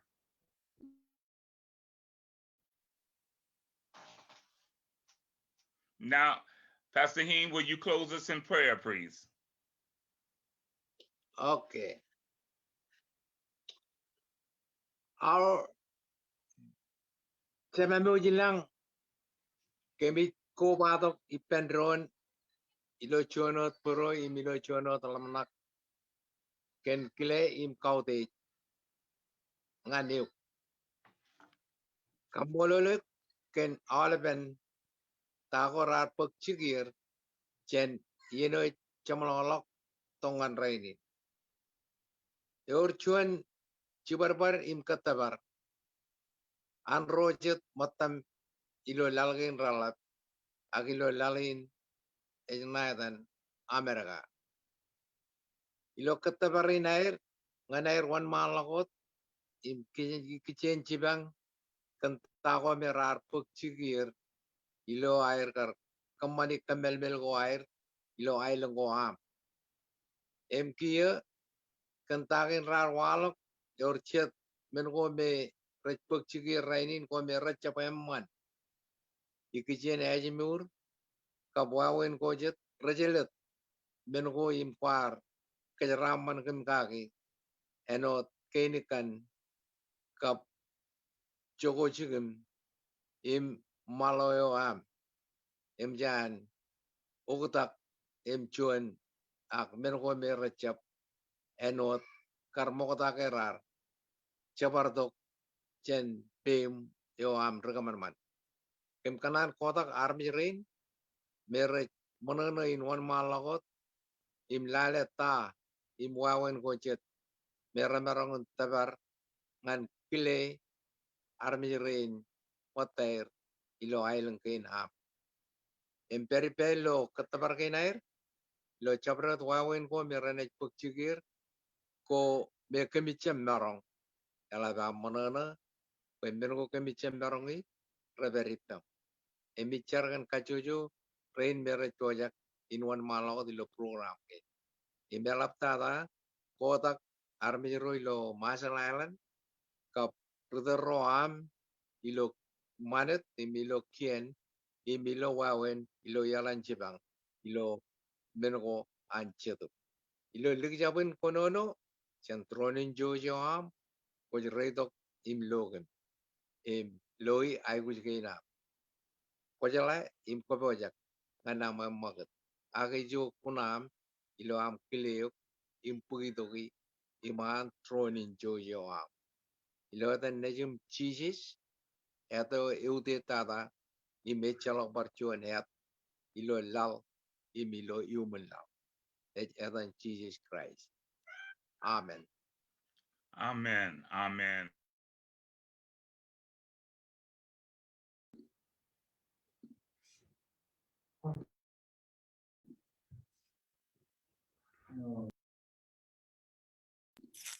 And thank you again to our MC for tonight. Thank you, Ken, for leading us tonight, and all of our brothers who shared their powerful stories. Once again, we thank you, thank you, thank you. Thanks to, again, our tech team behind the scenes and all of those who control the chat box and all of the participants who were involved and engaged throughout this program. Tomorrow, again, is our final day. We have a big day tomorrow where we'll come live from Spokane. The Marshallese community of Spokane is ready, including the Enewetak families here in Spokane, to bring their Enewetak anthem for us. A couple of performances, live performances from Spokane youth groups will also partake. And it's going to be a 4 exciting hour event together to close us off. A day of action. We have a couple of Congress members who are going to address the event this week. We also have some other elected officials from the Marshall Islands, including our own Ambassador Gerald from the U.S. Post in D.C., and many others who will be partaking tomorrow's event. So we certainly invite you for a powerful day of closing. We'll include questions to all of our speakers from day one to tonight and for tomorrow, and hopefully close it out with again a set of priorities that we can all continue together to work on. Nganrani iliju parchonalan jojum kobadok may rano eliktada nganar kilage Nuclear Victim Remembrance Weekend and wajandan ngan majal and e kobada rogela orlab and America rani podok chadnan ngan kajang lo chujukun bergainar elaptada rain lo chubogain wajandanin and e parana kobado ambassador ruday chen majal me pello tc ambassador Gerald Zacchaeus and roger them rani bokona rilokono gain langjon statement and beginning mero Anderson Jibach and parrojat rajojangan air pokok chamalogin Ari Pendron ngan limdok yen koilak ay to ko alabilo wigin char pokonari kitchen chonian men ko rolap dada lalin mar pok chicken ilo ailen kay narem rajir report mengarda che parchonalen kamol anich kamol albrain rachuda giligan program kain rain mer peligan computer gainim chibang kamane check kainar baran tabrak parano alban rugo grainar em rom rachar bali pen kamindin ajir rain mer rigda kan ilijum chakala jam raj pokonair nikalajar ka daira and it pagalabian. We'll also do a special honoring of our journalists who've been highlighting the stories of the Marshall Islands and really helped highlighted the COFA mitigate restoration. There is sections from, again, as I mentioned, the Congress members, including Senator Ading of Oregon, who helped co-lead the program to restore mitigate. And so it's an exciting day tomorrow from 1 p.m. to 4 p.m. Pacific time. Again, that's 1 p.m. to 4 p.m. Pacific time. Please join us live from Spokane. Once again, to all of our friends and families out there, Kumol Dada, thank you very much and have a good night.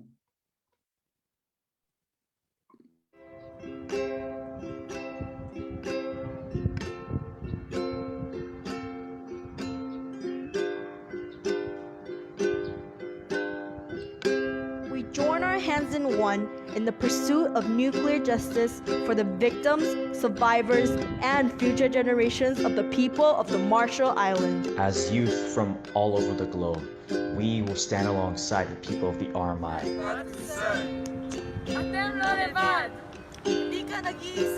Ustedes no están solos.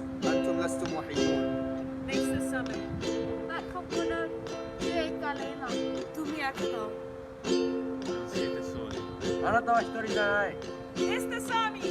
You are not alone.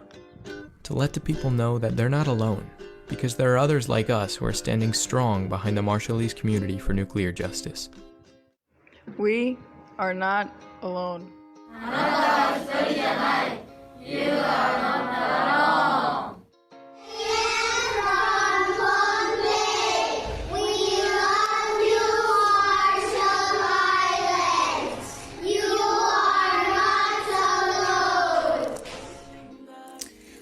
My name is Amanda Briggs. I live in Scotland and I currently work for Oxfam, Great Britain, but I'm formerly of Greenpeace New Zealand.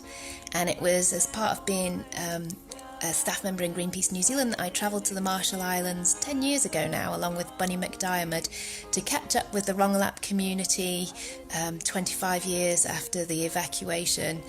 The people I met in the Marshall Islands, I will never forget. You are the kindest, the most courageous, the most community-spirited, humorous group of people I have ever met, and you will always have a place in my heart, and we will always stand in solidarity with you, and I am always thinking of you. Know that you're never alone. Sending you love. My name is Katie, and I work with Oregon Physicians for Social Responsibility. We stand with the Marshallese people in their fight for nuclear justice. You are not alone. Hello, my name is Tricia Pritikin. I'm a Hanford Downwinder, and today I send a message of solidarity to the strong and resilient people of the Marshall Islands. You are not alone in this fight for atomic justice. You are not alone. Hello, my name is Candace Jimenez. On behalf of the Board of Oregon Physicians for Social Responsibility, we stand with the Marshallese people in their fight for nuclear justice. You are not alone. We're the Center for Arms Control and Non-Proliferation, and we stand with the Marshallese people in their fight for nuclear justice. You are not alone. Hiroshima and the Marshall Islands are connected both historically and personally inside of me. We are not alone. My name is Cecily Thompson-Williams. I'm the Executive Director of Beyond the Bomb, and I stand in solidarity with frontline communities around the world. To the Marshallese, you are not alone. Hello, my name is Lily Adams, and I'm sending love and support from myself and the Union of Concerned Scientists here in the U.S. We stand with the Marshallese people in their fight for nuclear justice and are here to say that you are not alone. Hi, I'm Riko. I'm a university student in Hiroshima. We are not alone. Yakwe from Walla Walla, Washington. My name is Jeffrey Fennell, and I represent Walla Walla University as an ally to the Marshallese community. We want to take a moment to recognize the efforts and the push that your people have been making to seek nuclear justice and remember the lives that have been affected by the nuclear legacy of the Marshall Islands. We want to let you know that you are not alone in this fight. You are not alone. Yakwe Lupton, Washington State. We're so grateful for your leadership in every aspect of resisting nuclear weapons. As Washington Physicians for Social Responsibility, we appreciate you calling us and the world to account. We recognize our responsibility in Washington State, that the plutonium processed at Hanford here in Washington is linked to some of the ongoing environmental health challenges you now face in the Marshall Islands. We know that these weapons are continually deployed from our own backyard in Hood Canal. We stand with you and continue this fight going forward for nuclear justice, knowing that this can be the beginning of the end of nuclear weapons. You are not alone. You're not alone. We're not alone. You're Not alone. You're not alone. Hi, I'm in Baltimore. My name is David Grant, and I am a supporter of the Maryland Peace Action Group, and I am in solidarity with the Marshallese people in their fight for nuclear justice. Let's abolish every nuclear weapon. The United States should do so unilaterally and immediately. Hi, my name is Mark Sargent. I'm a veteran of the United States Army. I served in the Republic of the Marshall Islands on Enewetak atoll during the cleanup project in 1979. I was there for Captain of the Crater on Runit Dome. I lived on Ujua, worked on Runit. Just want to let you know we're not alone. This is Sad Will Smalls from UW Football, and I just want to express my love and care and thoughts towards the Marshallese people, and I just want to let you guys know that you are not alone. Hi, my name's Julie, and on this Nuclear Victims Remembrance Day, I just wanted to let you know that I stand with you and remember you. Sending lots of love and aloha from Hawaii. Yakwe, we haven't met for a little while. Is everyone doing well? I'm Sayaka from Japan. I want to go to Marshall again. You are not alone. Hello, I'm Dr. David Drake with Physicians for Social Responsibility. We stand with the people of Marshall Islands for nuclear justice. You are not alone. This is Cal McManus with Nuclear Issues Study Group in the Tiwa Territory, also known as Albuquerque, New Mexico. And just want to depict what we share. This is Aya from Hiroshima Shudo University in Japan. Together we are spreading our messages to make our future better. We are not alone. Hi, I'm Rachel, and I work with Beyond the Bomb. We stand with the Marshallese in their fight for restorative justice, and you are not alone. Physicians for Social Responsibility stands with the Marshallese people in their fight for nuclear justice. You are not alone. You are not alone. You are not alone. You are not alone. You are not alone. You are not alone. Trust is not only an important day for the Marshallese, but also a day for the people of the world to look at nuclear legacy. Let's connect together to achieve nuclear justice. We are not alone. Seichiro Takemine. We are not alone. From Hiroshima. Hello, my name is Marilyn McCullough. I work with the Carrie Dickerson Foundation in Tulsa, Oklahoma, USA, and we stand with the Marshallese people in their fight for nuclear justice. You are not alone. You are not alone. Hello, I'm Tensi Hernandez. And I'm Dennis Apple, and we live very close to Vandenberg Air Force Base in California, where we protested for the last 25 years. To stop the ICBM testing, we send our love and support to you in the Marshall Islands. Hi, Erin Thomas here from ICAD. You are not alone because we've heard your stories and we have your back. Hi, I'm Dr. Bob Gould, President of San Francisco Bay Physicians for Social Responsibility. We stand with the Marshallese people in your fight for nuclear justice. You are not alone. My name is Haruna. I'm a university student. We are not alone. My name is Tomoyo Tamayama. I'm a farmer in Japan. You are not alone because we also have huge nuclear legacies, not only from Hiroshima and Nagasaki, but also from Fukushima. Let's get together. I'm a downwinder in Salt Lake City, Utah, who survived thyroid cancer and lost loved ones to fallout from nuclear testing. We're still here fighting for justice for all victims of U.S. nuclear testing. You are not alone. Jim Haber here. I went to college near Vandenberg Air Force Base, and a coalition of activists delayed, stopped maybe a few ICBM tests to Kwajalein Atoll. Long live the nuclear-free and independent Pacific Network. You are not alone. We are not alone. From Hiroshima. By Unite Hiroshima. From Nito's Wings with Love. Kwechap Makayam.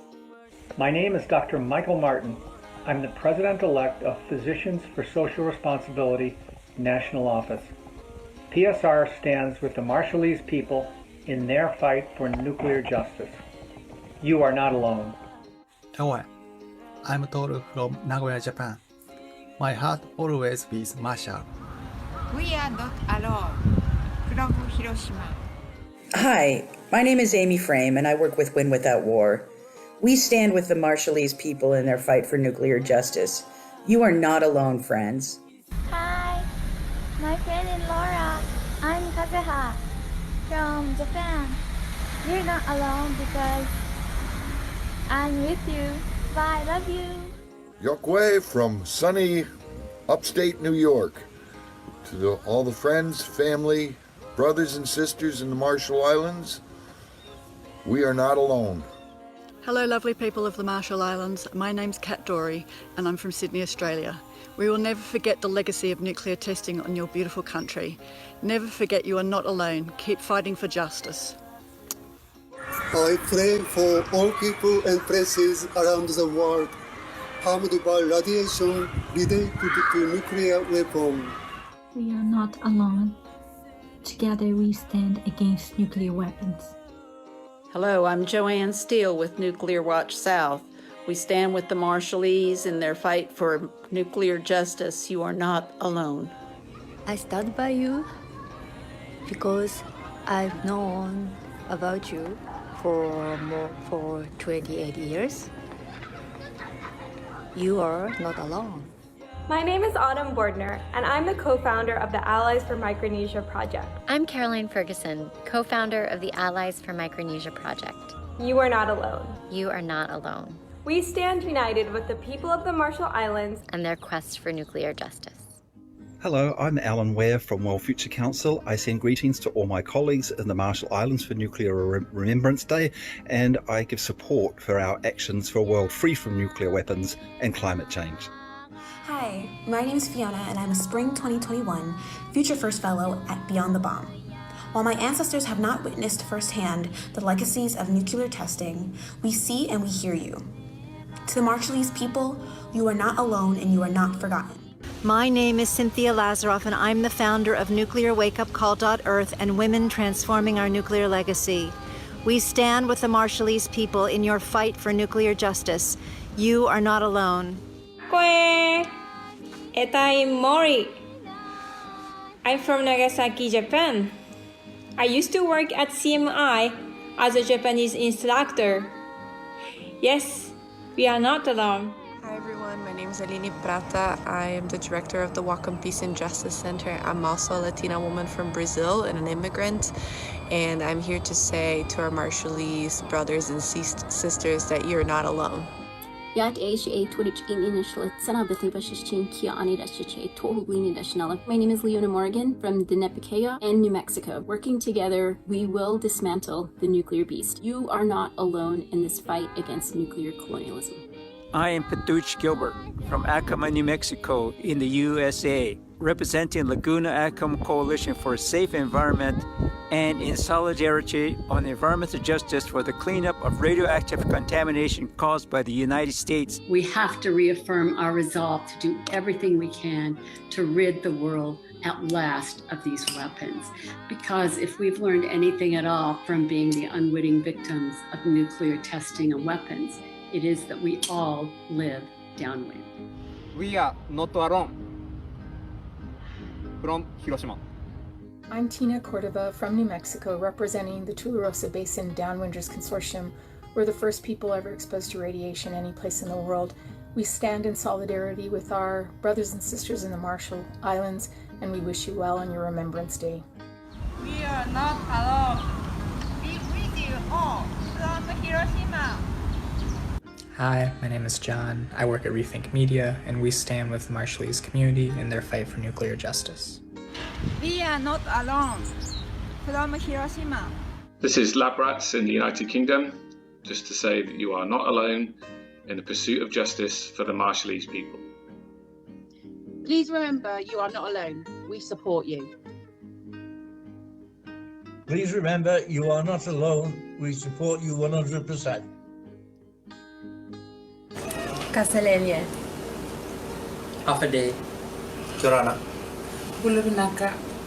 We wanted to send a message to say, RMI, you are not alone. You are not alone. We're not alone. My name is Yonggun Yi. I'm Korean Hibakusha. We are not alone. We're not alone. Hi, my name is Omukai. I'm from the Marshall Islands and Palau. Just to say, you are not alone. I'm by your side. Yahweh, Jen Camilo PSS, Kim Kananabat, Cynthia Lazaroff.